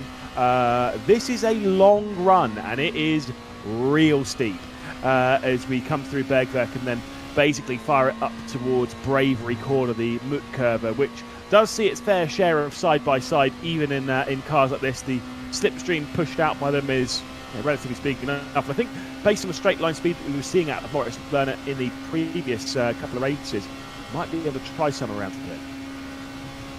Yeah, and that's going to be interesting to watch for sure. But we've got to see how it's going to go for the rest of this qualifying lap, particularly for Lerner as well, who it's been great to get on board with, because he is lapping very quickly indeed. It's just a shame for him that he is about a second and a half off of Thomas Ribeiro's time through the middle sector. Christian Orban's looking strong with a 4.57, but he's still 3 seconds off. Latkovsky is looking competitive. He is only about 3 tenths off the back of Lerner. And of course we've got Enzo Filippo as well, who is currently tracking in second place in that middle sector. but there's still a lot of corners left to go. Difficult to really judge exactly where everybody is when they're all spread out on the circuit and all the second times are coming in at different points, isn't it? Yeah, exactly. It's just how it all unfolds. We'll get a clear run as they cross the line. That's the important bit. Her act ticked off the right hander here at the top hill as we now begin the run back down. We do, and they've got only a couple of minutes left, and this is kind of I feel like the part of the Nordschleife where drivers almost the track speeds up. I feel you get the first half of the green hell.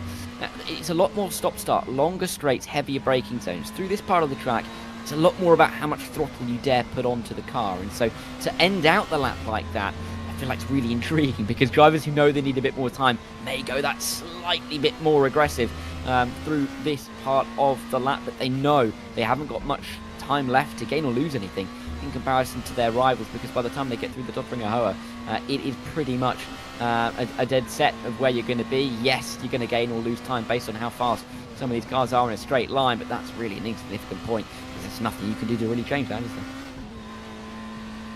But we will have to see as they cross the line. I think that there is going to be a big run for everybody here once they work their way through the Nordschleife Hoa and work their way up towards the line. Like I said, Thomas Ribeiro is the driver who we have to look at as currently the clear favourite for pole. He's 1.2 seconds faster than anybody else through the opening, at least 5 minutes of the lap. Still, the clock ticks though. This is, of course, a reminder, their one and only timed lap that they will be able to get over the course of the session. But it all comes down to this. One slight mistake, even through here at the Nordschleife Hoa, could undo a lap time. Lerner running it out as wide as he can, not going to touch the grass, and now he's down the straight. Now he's going to run all the way back to home and see what the lap time says to him. He's currently tracking for about P3 and around Enzo Filippo, who of course he was fighting with all the way through that second race of the evening. That was around the Nurburgring GP layout. This is around the Nordschleife, a very different prospect, but still the same driver is clearly rising towards the top. There is only about a third of the straight left to run before we see the final couple of corners attacked by the drivers, and the time that is always the biggest truth teller in motorsport. What's it going to say for some of the best drivers on the platform? Moritz Lerner then into the final couple of corners. He has to focus on how he's going to run to the line here. How does he get out of the corner? Don't clip the wall on the right hand side. He nearly does, but he just about manages to avoid it. What can Ribeiro do? What can Lerner do? It all comes down to this. And as they cross the line, Ribeiro 8:43.8. How much quicker is even Lerner? It's 2.5 seconds. The rest of the times will come in as they all jump over the line. They're very, very congested. Of course, they're in their own world at the moment. They're not seeing any of the other cars on the circuit. Enzo Filippo then, as we expected, jumps to P2. Latkovsky in P4. A good result for John Pretra in P5 to hold off Sebastian Reyes in P6. Still times to come in. D'Arcangelo looks quick through the opening sector, but dropped off a lot in the middle. But that's a very, very good lap time from Thomas Ribeiro. It doesn't look like anyone's going to beat it really at this point. Certainly not, as we'll see Lloyd Biddulph into the final complex, of course, as he ends that run down the incredible Nordschleife Hoa. Very long, very fast, and plenty of overtaking, I'm sure, will be held through there during the race. Into that final complex at Tiergarten and up towards the line. Ribeiro on pole position.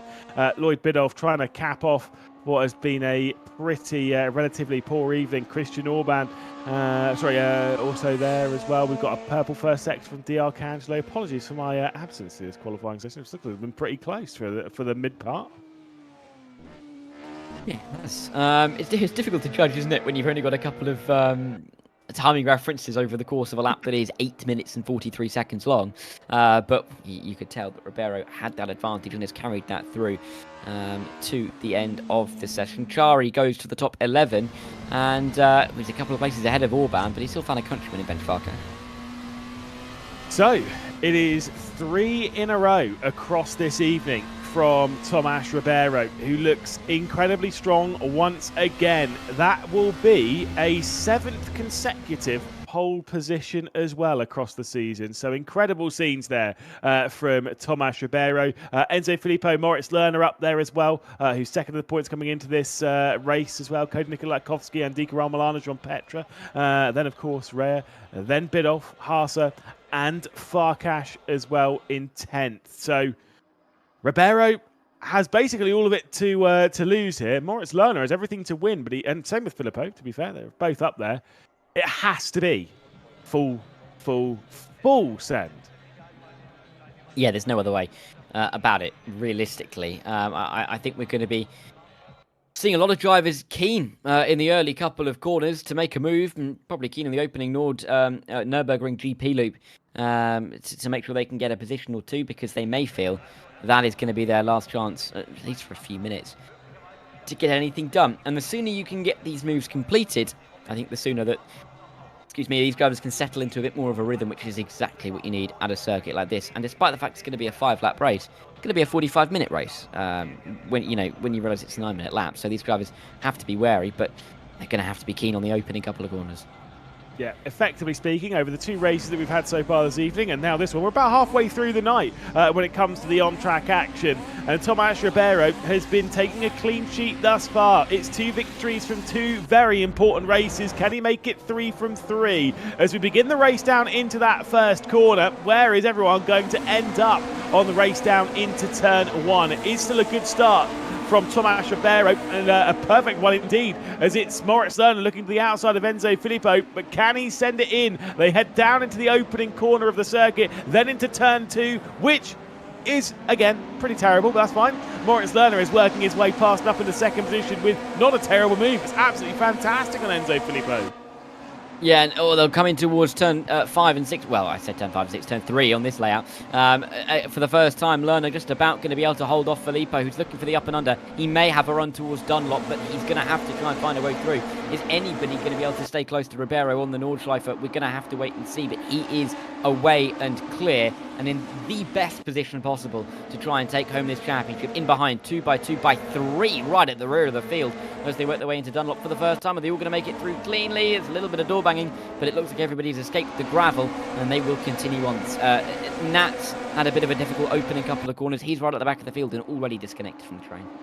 Yeah, that is a bit of a shame. Jonas Rydell, Dirk Gretschel and Philip Spiegel showing us the best way to go through the Dunlop corner in the first lap is 3 wide there, right at the rear end of the field. Big kick of oversteer coming from Sun here, going through that mid-pack as we look at Florian Haase here trying to make some progress as he goes himself side by side with Sebastian Rare. Lloyd Biddulph also bashing his way through as they go through Ad Van Bogen up the hill and then into the chicane before we begin that run through the green hell. Of course, with us running the Nurburgring 24-hour layout, it is the fast chicane, not the slow one. Indeed, and it means that there's going to be less sends going on down there, that's for sure, as they work their way through the corners. I couldn't distract there. That makes sense. I couldn't go through it really. I was getting a little bit nervous as they made their way onto the green hell, with the likes of Peter Daniel getting very, very close, and they are running as close as can be through parts of the circuit where if there's any kind of contact, they're going to see a couple of cars spearing into the walls, but they know each other so well. There's a reason that these are some of the best drivers on the platform, and they are being able to push each other through the opening stages of the Nordschleife. A bit of a slide, big slide, just about holding it. That smoke almost deceiving in its nature, but we are seeing Ben Farkas hold it together and stay in the air. Yeah, that was a little bit awkward, overdriven potentially on the run through from Bent Farkas. Sebastian Raya was potentially going for a move there as they leave that opening real portion of the circuit up towards Flugplatz and the incredible run down towards Schwedenkreuz and Arenberg. This is where there is the potential for the 156, that Alfa Romeo front-wheel drive powered, to potentially work some of that straight line speed to maybe work its way past the E36. You can see how much faster Sebastian Raya is in comparison to Bent Farkas. The Hungarian potentially sat waiting as they go their way through Schwedenkreuz, but he's able to hang on through the fast left-hander. Now under the brakes down into Arenberg. And pull it up before they begin that drop down the hill, down to Vauxhall, back up the hill into Ardnau Forst. Yeah, let's see, as they work their way down the hill. Florian Haase having to do a little bit of defending here. Lloyd Biddulph, of course, disappointing evening overall. He wasn't able to quite get any kind of overlap as they run their way through.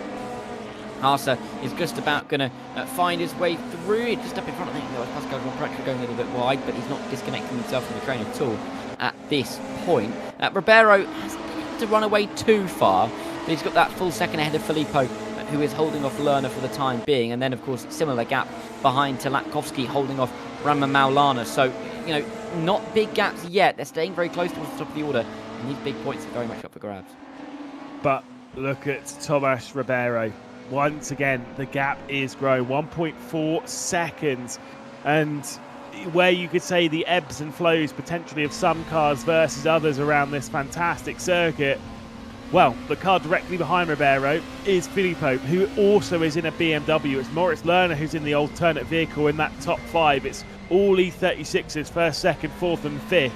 It is only Moritz Lerner in the middle of that sea of BMWs in an Alpha that could potentially, I don't know, use that car to do something different. You can see plenty of BMWs up there in the top 10. There's a little bit of a look to the inside. I think that was Lloyd Biddulph and Florian Haase, was it? Very well could have been. Who were fighting it out just up in front of this train involving Raya and Chari. Yeah, these gaps staying very close together. Still, so many Alfa Romeos, aren't there, in that mid-pack? Again, they just seem to find the mid-pack. Lloyd Biddulph no longer in as much of the mid-pack because he's made the move past Haase and up to the top 7. And let's see if he can chase after Grand Prix. Of course, same machinery for them, but can Grand Prix to do anything against Rama Maulana, who is, of course, in that BMW? We'll have to wait and see. Just as I say that, he's almost challenging Nikola Latkovsky for P4, so really tight battles. And even if they're in the 2 BMWs, there's clearly that pace advantage with the slipstream behind. The legendary battle of the 3 namers, Cody Nikola Latkovsky and Andika Rama.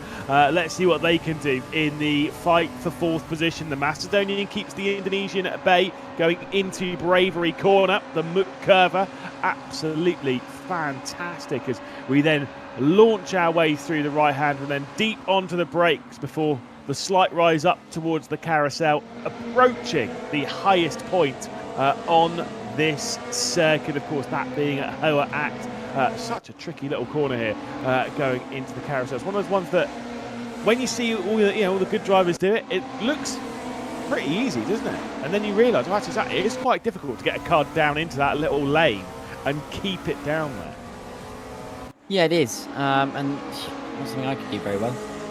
Again, that's why I'm sat up here and analysing people doing something that I can't necessarily do. But hey, we're part of the job, right?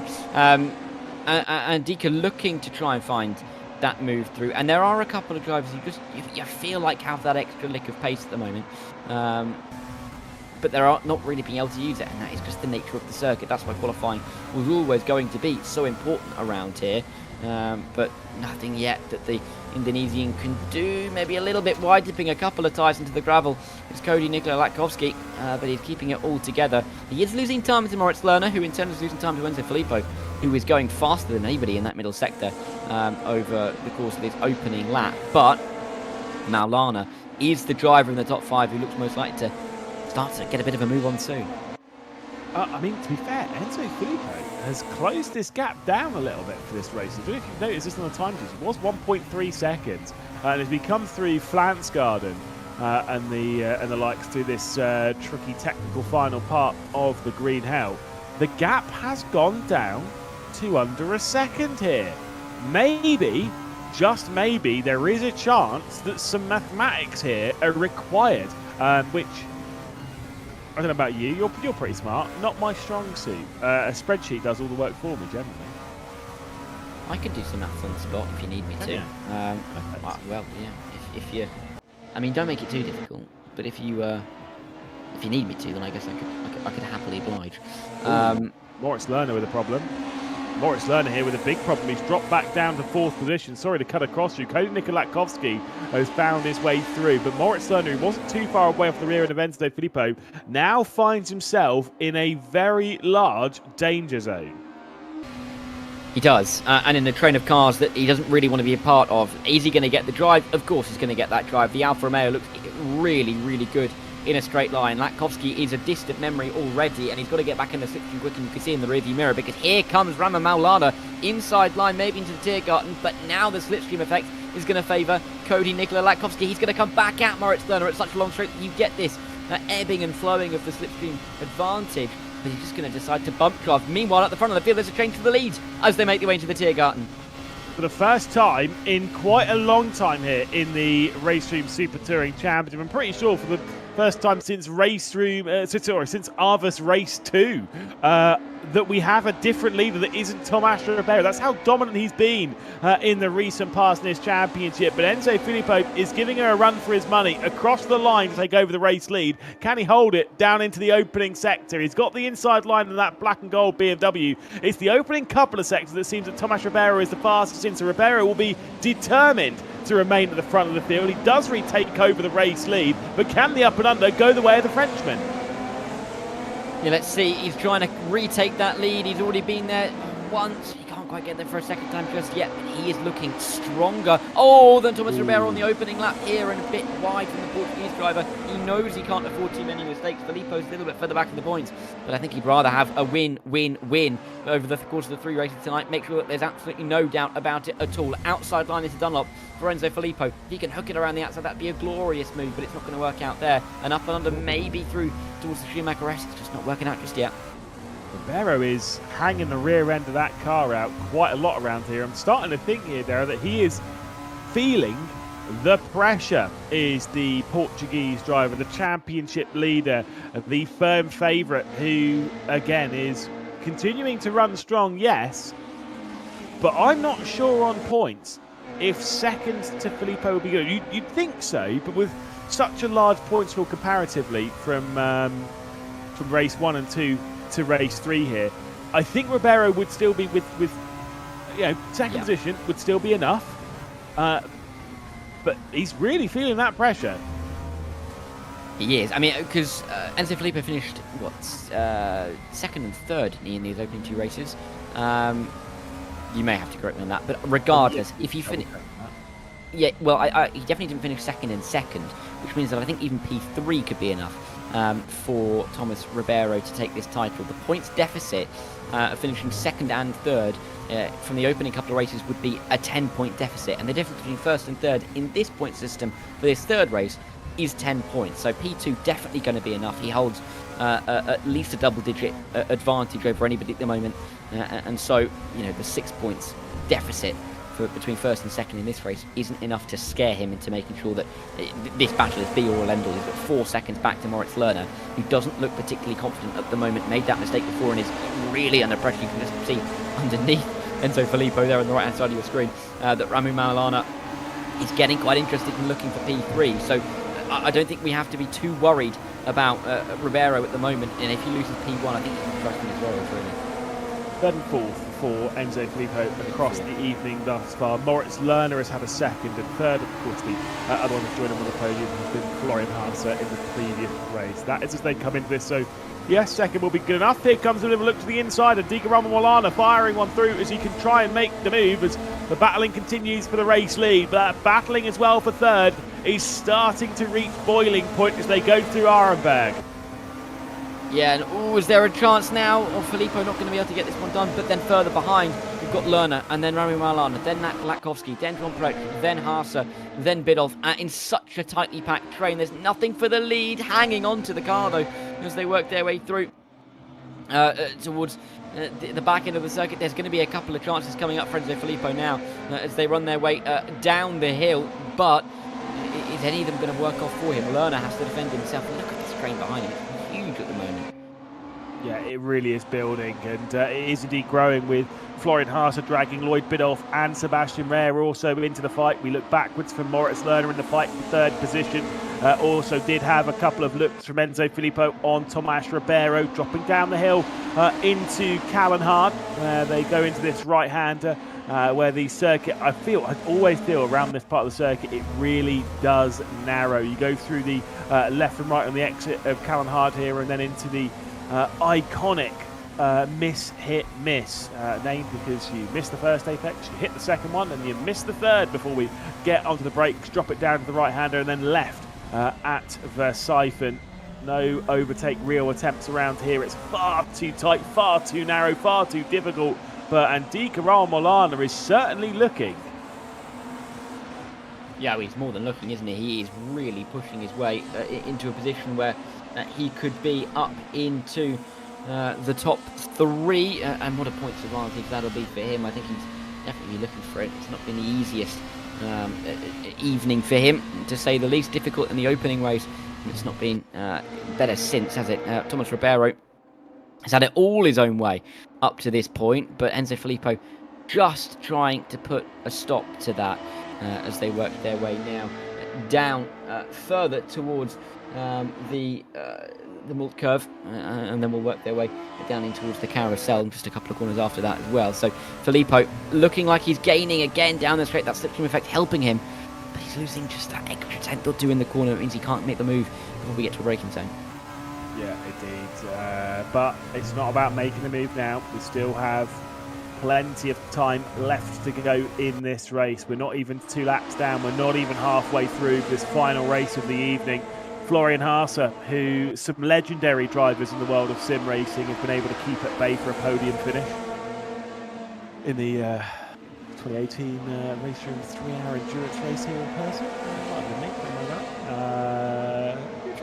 that. It's possible to do, just saying. Just a little flex. Is that casual or not? Yeah, we hear you. I mean, I might get you just to repeat that, just to show how casual that was. Sorry, no, I will not be repeating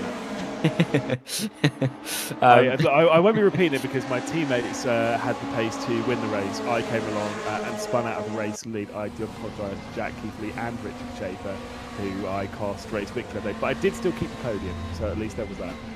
Oh. Well, yeah, there you go. There's the positive. Don't tell the full story. Hello. That is... Well, I hope that's not the angle that we're seeing Sebastian Mayer actually race at. That is an interesting camera angle, to say the least. If you turn your head 90 degrees, you'll be able to see that he has got that one-screen setup. Well, he's got a couple of screens, but there's only one that he's racing on, which is going to be less extensive than some of his competitors, but it's not holding him back at all, is it? Oh, Biddulph going wide. Is just about holding on to it.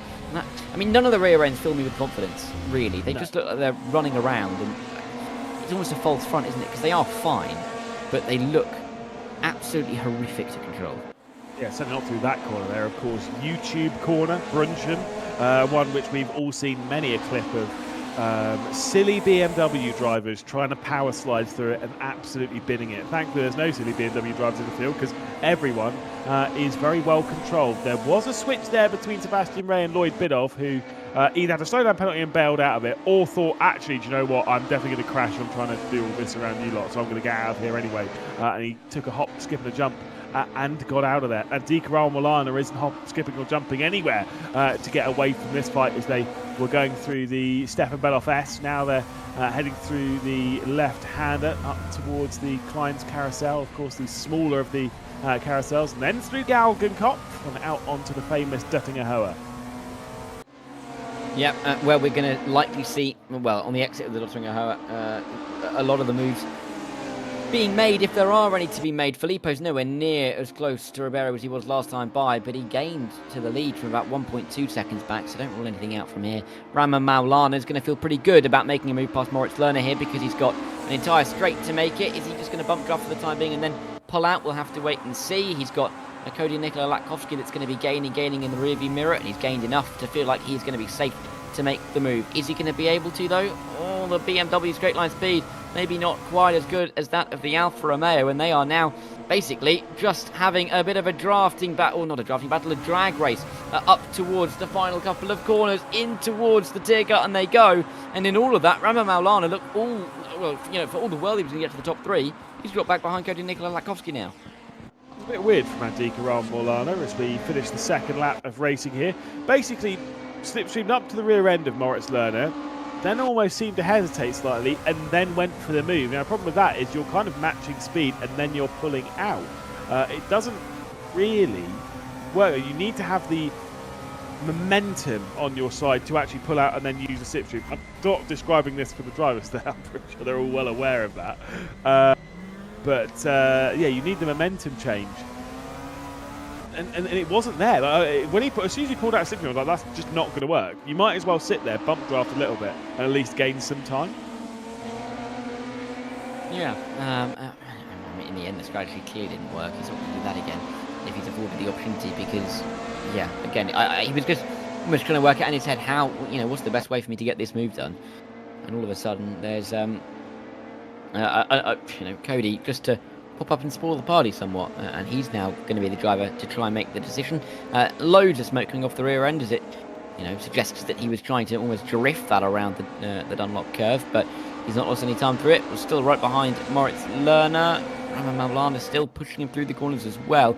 Issue for Byrne, it's not been his evening. He's going to be dropping even further back, and that's probably on the one up to the line. Further issues as well, slightly higher up the field and slightly higher towards our top end of the points tally. Tomas Ribeiro has, for the first time this race, built the gap to over 2 seconds to Enzo Filippo. So he's starting to build, he's starting to take control, he's starting to run a rate. Now it's 2.2 seconds. The opening couple of sectors is where he's incredibly strong. I would say, though, do not count Filippo out of that. If he catches a good lap around the Nordschleife, it can ebb and flow so aggressively around here. Filippo could close his way back in, but importantly, the gap is hovering around that 2-second margin now. This gap, though, definitely isn't going anywhere. It's less than a second from Moritz Lerner, obviously, to Cody Nikolatkovsky, to Andika Ramalana, basically a second back to Florian Haase in 6th position, then Jean Pretre as well in 7th, all basically fighting over the final step on this podium. Yeah, that gap to Haase a little bit bigger, but we'll have to see if that closes up over the next sector or two. And you'd like to think it is, with these guys almost looking over their shoulder and looking at each other, maybe losing a couple of tenths rather than pushing on forward.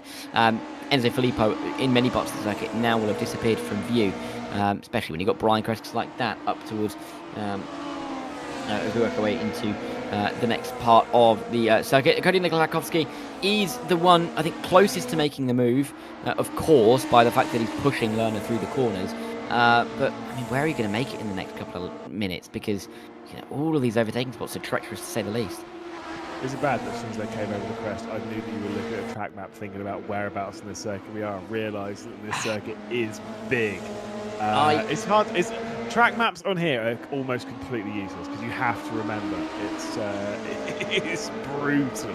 Well, I looked at the obviously on our timing page we've got a driver tracker, and I looked at that and I realised I can't actually see exactly where they are, and so I gave up. If I'm honest, I gave up.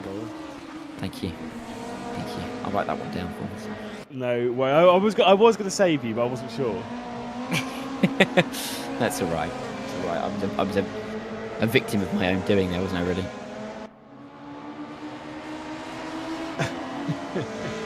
Maybe a little. Either way, they are fighting their way out of Ardenau Force, now down the hill, and still trying to find their way through in this fight for 3rd position. But Latkovsky and Maulana can't do it. They can't, really, at the moment. We're seeing them trail just about as they work their way down the hill once again. I mean, I'm looking at where Cody's thinking about this move, really, because he knows Roman Maulana is right behind him. He knows exactly how he made his way through for P4 in the first place, which was taking advantage of a bad execution of the move for P3. And he knows that he has to avoid that, but at the same time, these 3 cars he could track a blanket over, quite frankly, with how closely they're running. So it's difficult to judge how to play this right now. Cody's been here and done that, obviously, but big points on the line. These are going to be big swings, and Lerner has been winning. Well, he's not been winning, but he's been winning big points. Maybe not winning the races, but getting some good points on the board to put himself into position for at least the top 3 in the championship. And that's what he's fighting for. Nikola Latkovsky is just fighting to try and push his way up the order after a slightly more difficult opening couple of races. And this is the thing, is that all these points they're fighting for in the top 10, obviously if you're in the top 5 in this race, you're most likely going to finish in the top 10 in the points over the evening, and that's where the prize money is, that's where the prizes are. So getting yourself involved in those kind of positions is critical, and effectively not risking anything too silly to throw anything away. Although one thing that both myself and Cam have noted throughout the season, been less prominent tonight, maybe that's just because of the format and such, but these cars, despite this is a proper championship. There are prizes. This is a RaceRoom flagship series. The drivers still race it as if it's, a casual Monday night, and I love that. Yeah, and again, it's almost like there's that group of the drivers.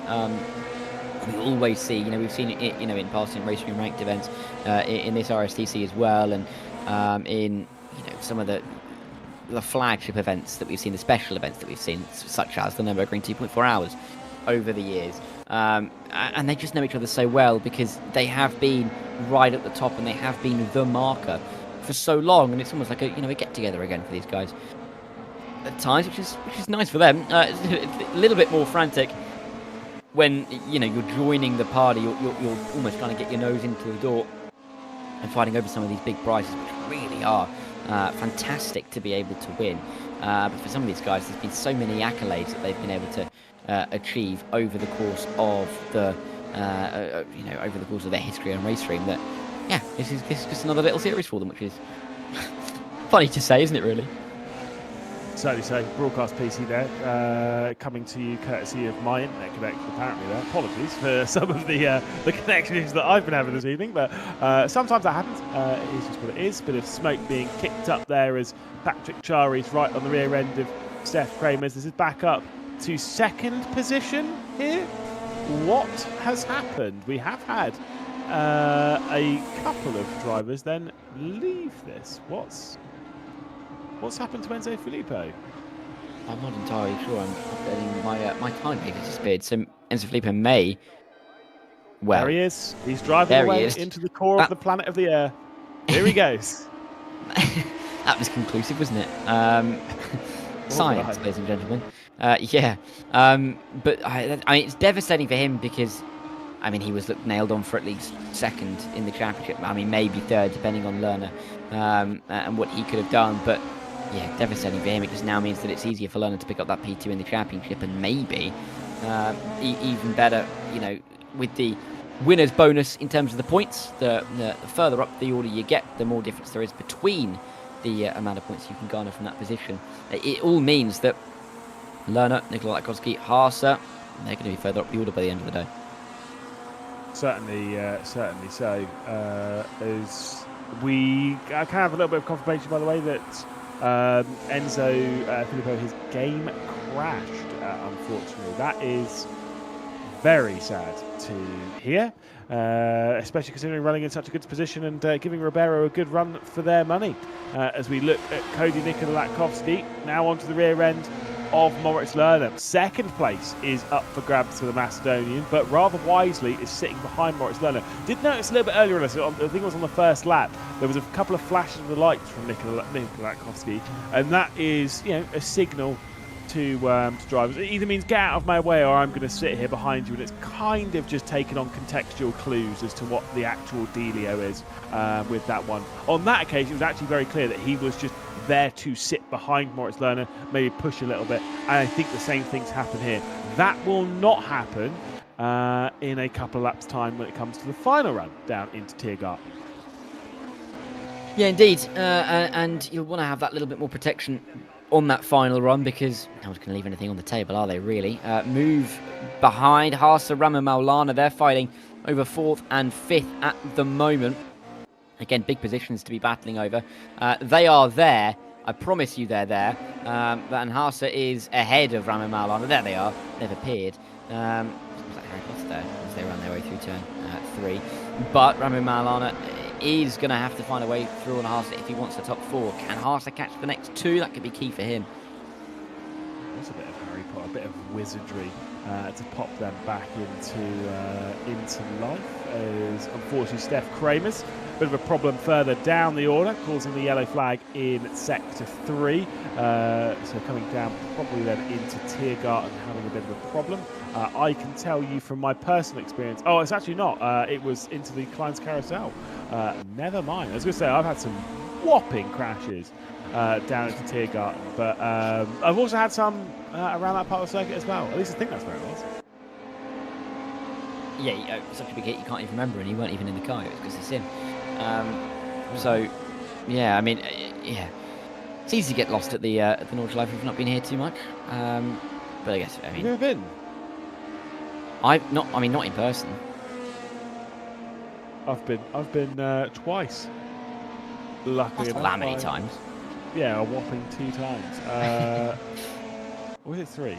No, I'm pretty sure it's only 2. Sure it's only 2. It was Sim Expo 2021, and then 2018. I hours at this fine circuit for the 24-hour, courtesy of RaceRoom. There was a competition on RaceRoom, and I was taking part. I don't know if I've mentioned it before, but I was able to keep Florian Haase at bay over the final few laps of the 3-hour endurance race. I'm so sorry. Back up to the fight for second position, Moritz Lerner versus Cody Latkovsky, and still remaining in this fight. A little bit deep there, but still a good run out from Moritz Lerner. Latkovsky not able to find a way onto the rear end as we head towards Slugblats, but I think he's just being patient here, surely. Yeah, he is. There's no doubt about that. He's just not going to force the issue too much. Maybe he is, maybe he's not. Maybe he's going to take a differing line and touch it into the grass. He's definitely done that last bit. But he is still right on the tail of Moritz Lerner. I mean, he is pushing the German through parts of the circuit. I mean, quite literally, as they rise over the crest. I just don't think he's, I mean, clearly he's not that keen to make the move immediately. He knows he has time. He knows that he has the ability to sit, wait, and then make a decision on when to go. But when you're running this close, it's then difficult when you get towards the Dothringer Hoa, as we've seen from Ramo Maulana when he tried to make the move for P3. So make sure you execute it well and execute it right, because it can be difficult, even if it should be a slam dunk. Yeah, absolutely. I mean, look, it's complacency is such a big part of this esport of driving. You cannot get complacent around a circuit like this. It will bite you. So for Ribeiro, there is that. Even for, well, to be fair, I'd actually say almost for a Lerner and a Latkovsky, complacency is not really the problem, because you're so close to someone else. You have to keep focused, and that almost like keeps you awake, keeps you in the race, keeps your eyes focused on the road. Even further behind, Haase and Maulana, they're separated by a very similar gap than Latkovsky and Lerner. Some of the gaps behind, though, where, like for Jean Petre, there's 3 seconds to the car ahead, 2 seconds to the car behind. Unlikely that he's going to see too much over the final lap and a bit of this race. For Ribeiro, though, it's nearly 11 seconds clear. Fantastic drive. Don't get me wrong. It's not done yet. You still have a lap and a bit of one of the hardest race circuits on planet Earth ahead of you, if you're able to take this ground. Yeah, exactly. I think for Ribeiro, it's been made slightly easier, of course, by the fact that Enzo Filippo has delved into the core of the Earth.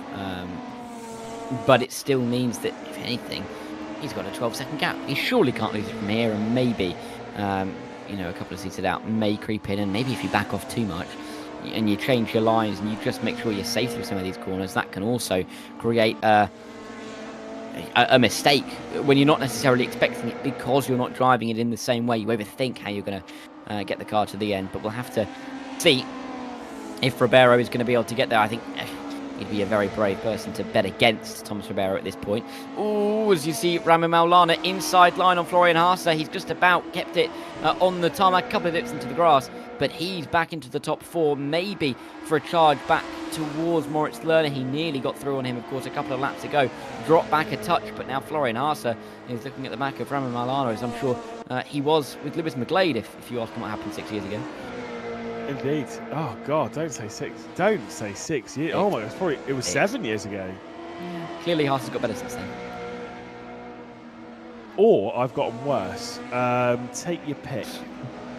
More likely, actually a bit of both, to be fair. Let's be real here. But Beamer versus Beamer, very different type of car. But that was GT3s. This is a very different type of car. What about this convincing you to potentially throw a car around a race circuit in one of these, or are you very much the Ewan O'Leary? No, I'm not going to race nothing. I mean, almost like he was here with that. I'd happily drive a car on it. It's just depending on how fast it would be and how many people would laugh at me, to be completely honest with you. But I'd love to. Yeah, why not? I mean, I'm not going to be as good as these guys, clearly, because you're not allowed to drive with a racing line. Yeah, thanks for that. And I wouldn't. I don't really know where that accusation comes from, really, if I lie through my teeth. However, I think I'd be fine. I think I'd be absolutely fine. And what's the worst that could happen? I used to lose to Ewan? Come on. Yeah, well, I mean, I will say, and I'm going to say this publicly, but hopefully Ewan will never find out. I've seen his driving ability, and I mean that in a positive way. For someone who's fairly inexperienced in sim racing when it comes to driving perspective, that boy can pedal. Let me tell you. But we'll delete that from the next terrible driver or something like that. I don't know. Move on. Moritz Lerner is just being hounded by the E36 of Cody Nikola Latkovsky still.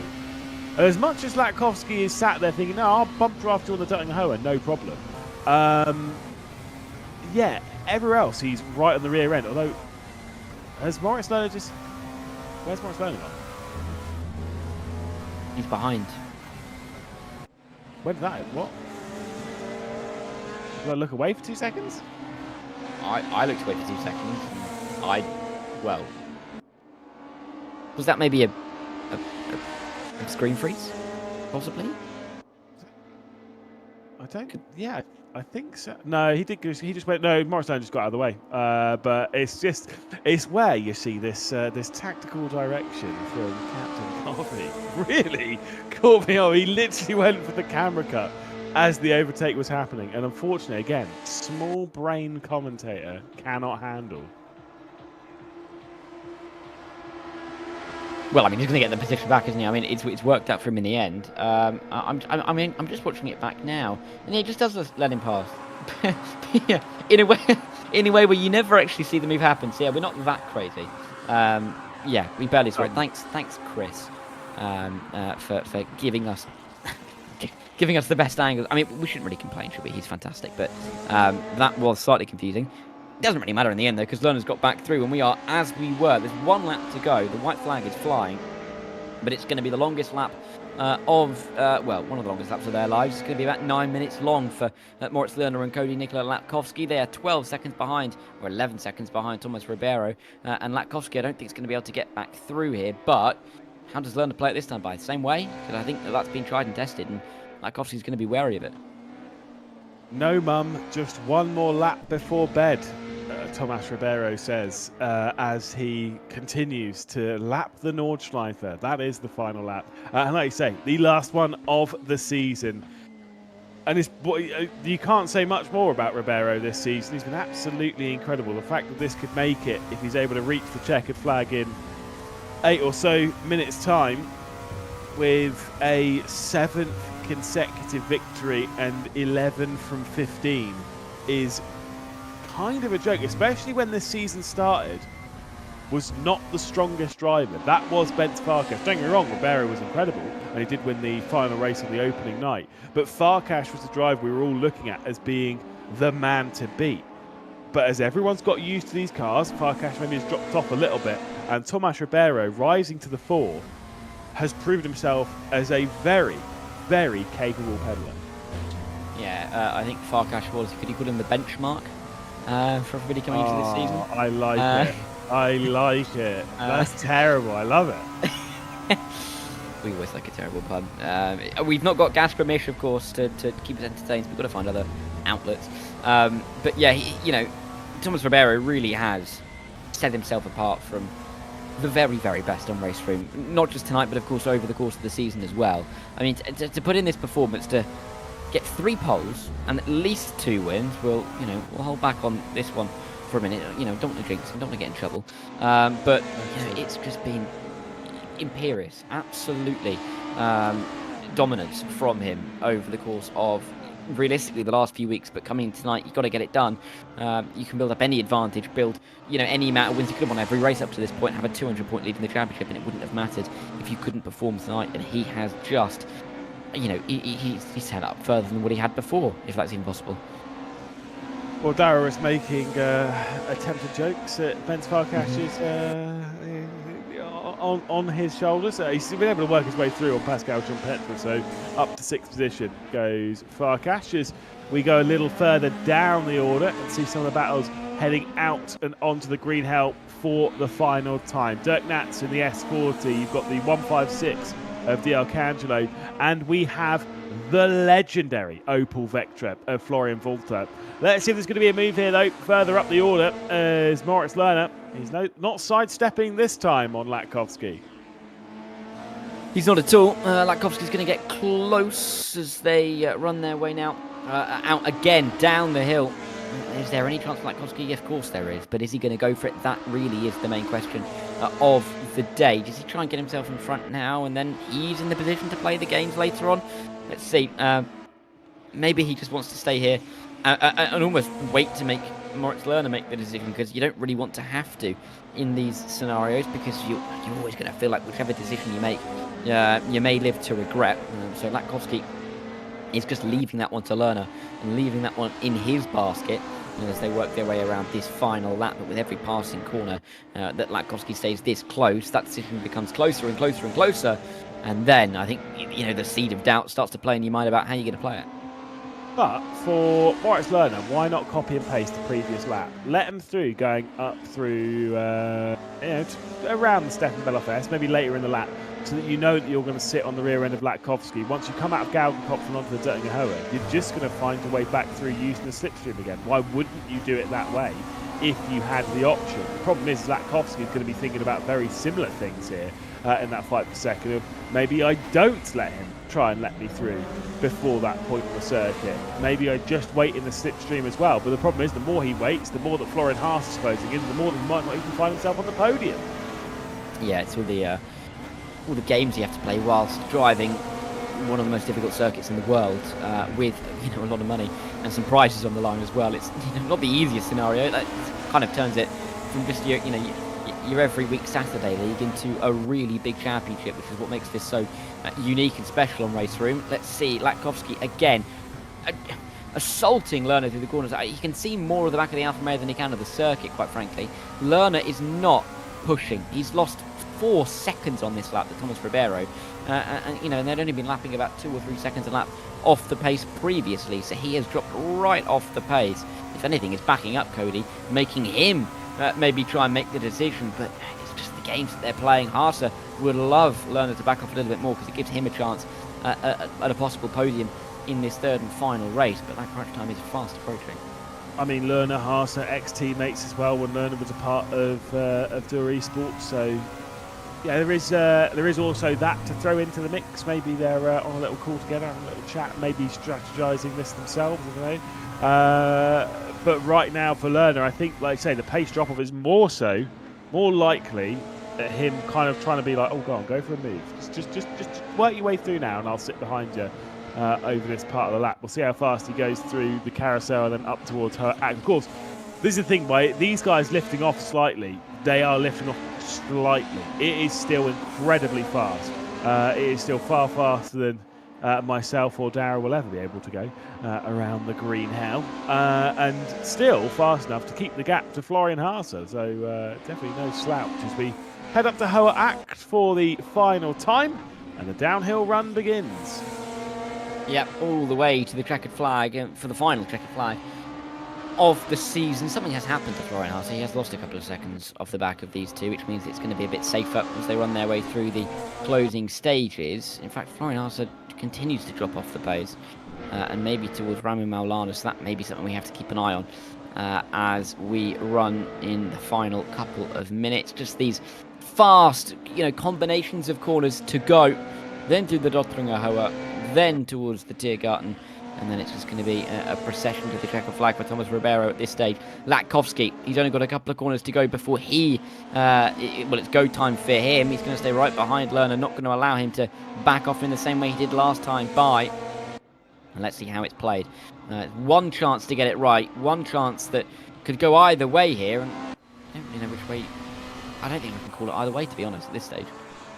No, it's very interesting. With the straight line speed of the 156, you'd say there's potential that he'll be able to keep him through. The one thing that Lerner will want here, right, is he'll want Latkovski to be as close to the rear end of him going out onto the Dirtinger Hohe as possible, because that way he won't be able to build the momentum right to work his way through. Kind of slightly counterintuitive, but it's one of those, again, it's more gamesmanship. There's a lot of things you can do as a driver to not be passed right now.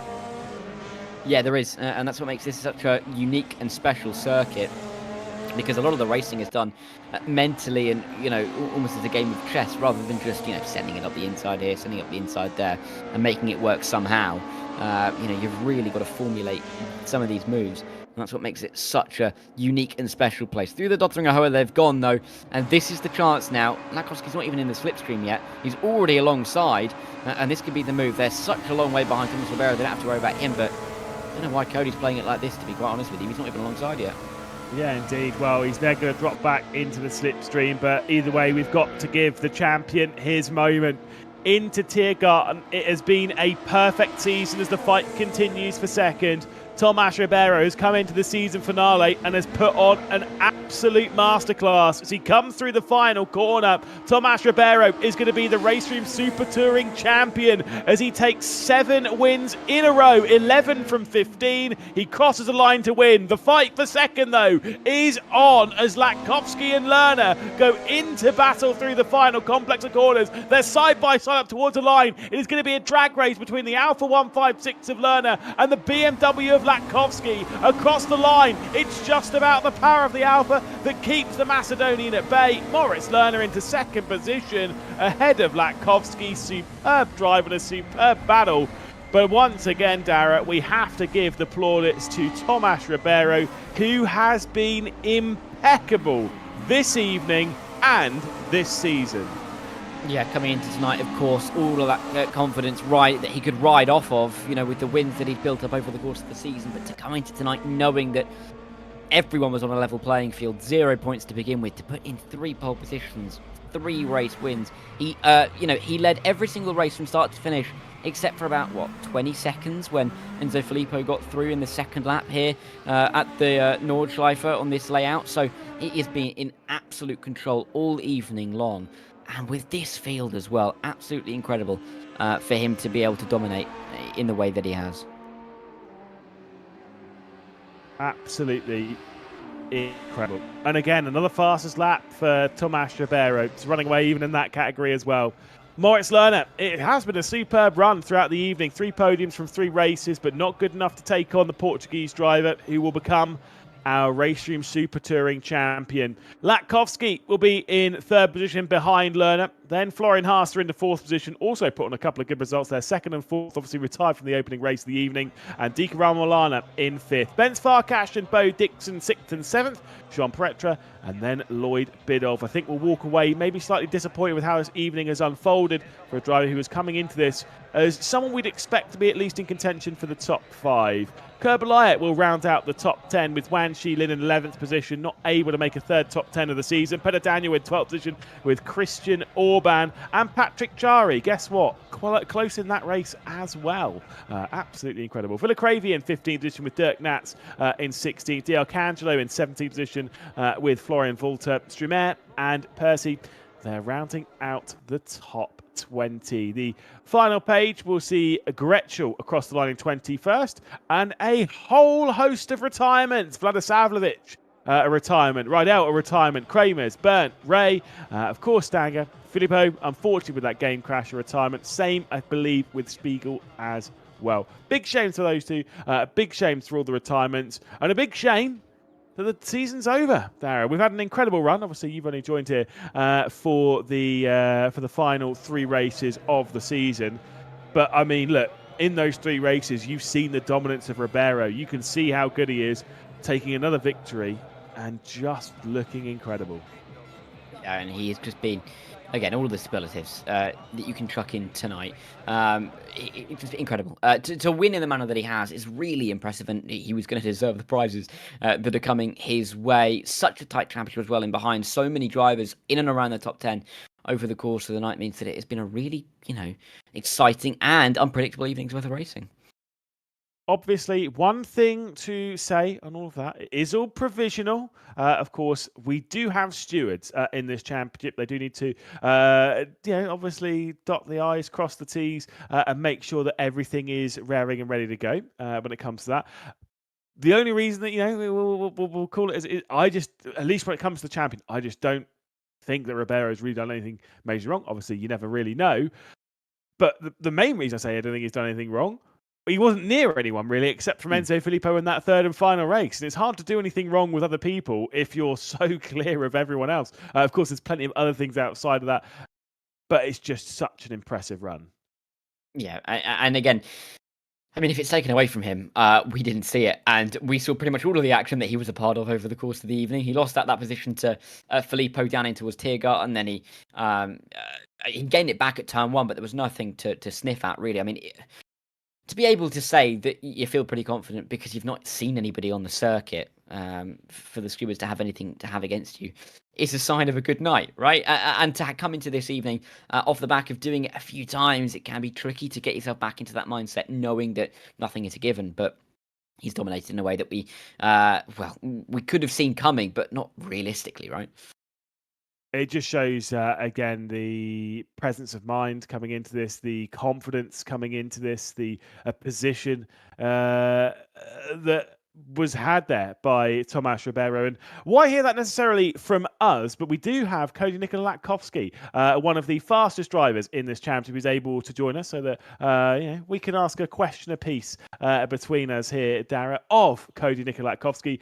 Look, let's talk through your evening, the positives, the negatives. You've had some great drives in there, had some great drives through this season, Cody, and for the championship, Ribeiro maybe a little bit too quick and far ahead, but I mean, look, it's been a fun run. What have you made of it? Oh, I couldn't be happier with the final round. Overall, me and Ribeiro, we actually work pretty close together.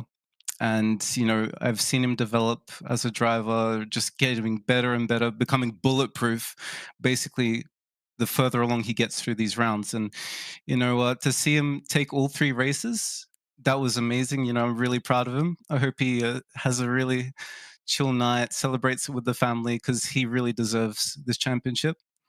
But from my side, just the damage limitation in the first 2 races. I know that my pace wasn't the greatest among them all, but trying to play some smart moves, trying to keep my position where it is to make sure when it came time for the race that counts to be in the prime position. So that's what ended up happening in the final race. I think, unfortunately, Enzo Filippo got disconnected. So, it's a tale of what would have been if me and Moritz maybe worked together and caught him, but who knows?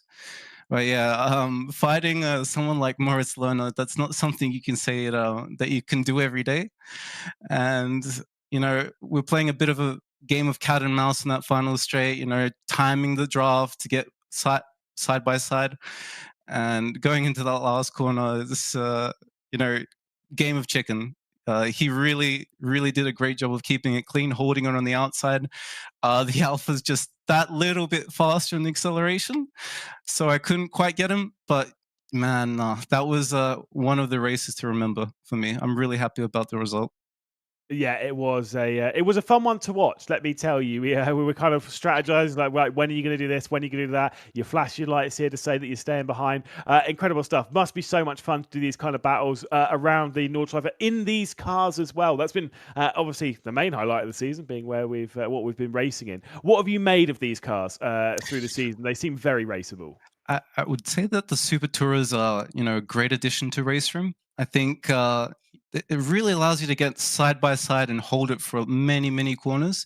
You can go for a really deep lunge and you still come out the other side unscathed. So, love the racing. Maybe the balance was not quite there all the time, but I think in essence, we're really living through that nostalgic period of the 90s, which I'm a big fan of. So I approve of these cars. I think we should have more of this kind of racing more often.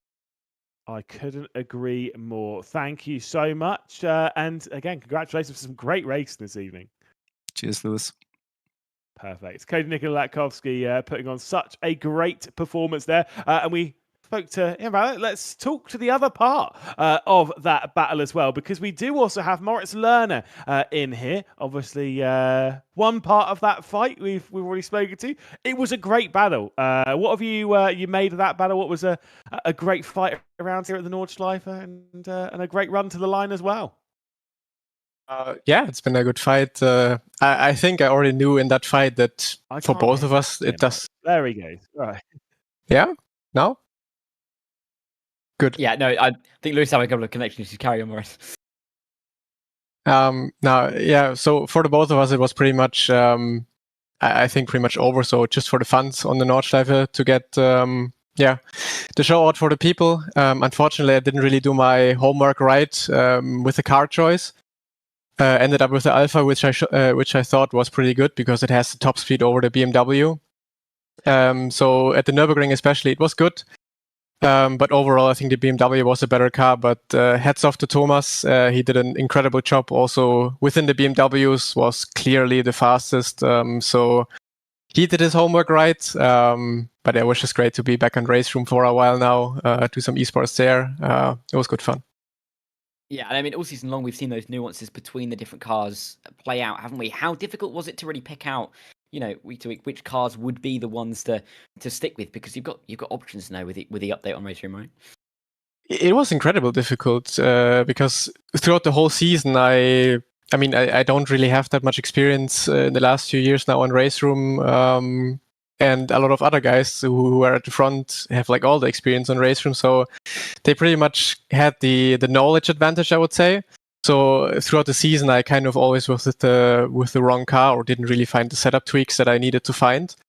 But for the final, it was incredibly tough to find the car because we got the BOP announced, I think yesterday at like 8 p.m. So I was driving with a completely different car, got my setup right and everything, and then scrap it all over again. Had to choose a new car. For me, it was the Alpha, which I had to then say, okay, that's the car I will focus on with the setup, because I unfortunately don't have that much time to do setups for 2-3 cars. It was the second best choice, and it worked out for second place. Yeah, it did. A fantastic result from you in the end. Congratulations, Morris, on your result tonight and across the season, of course. And hopefully we'll see you again in one of these championships soon. Thank you very much. Great to get a word from Morris Lerner there. Over the course, there's two of me. Over the course of the evening, Lewis. I mean, it's been a great season for him, isn't it? It really has been, of course, for somebody who joined us at that pretty insane Estoril round, and from then on. Obviously, great to see a great driver to have in the championship, and a great fight between himself and Cody Nikolakowski this evening. It's been a great championship, though, Darren. I mean, what have you made of this season finale in your brief appearance in Cam's place, the traitor? Yeah, big shoes to fill, quite literally. For me, but yeah, it's been a great evening's worth of racing. We've had 3 races with all different nuances to them as well, and with the difference between the Nurburgring GP layout and the Nordschleife, and of course with the points differences and everyone coming in a level playing field, it has been a really intriguing battle all the way through the evening, and it's been great to see. Obviously, those come at the front of the field, but then there's battles in the midfield where every point counts clearly at this stage of the season.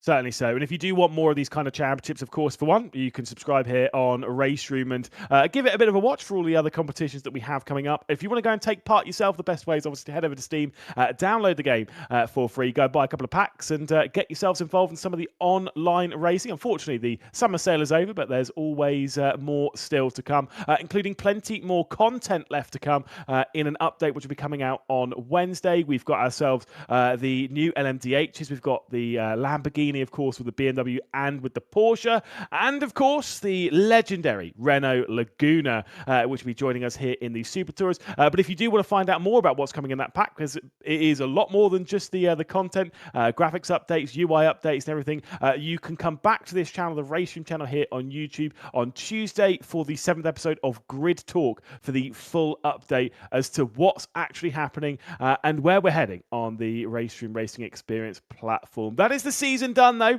and Tomas Rivera, at least provisionally, is your champion here in the RaceRoom Super Touring Championship. It's been a fun run. Dara, thank you so much for joining this evening. From myself, Lewis McGlade, from Captain Coffee as well, who's been bringing us the broadcast all the way through the season as he works so hard tirelessly behind the scenes, and from the traitor Cameron Roger, who couldn't be bothered to join us this evening. Thank you so much for joining us throughout this 2025 season, and we'll see you in the near future. Until then, though, have a very warm goodbye.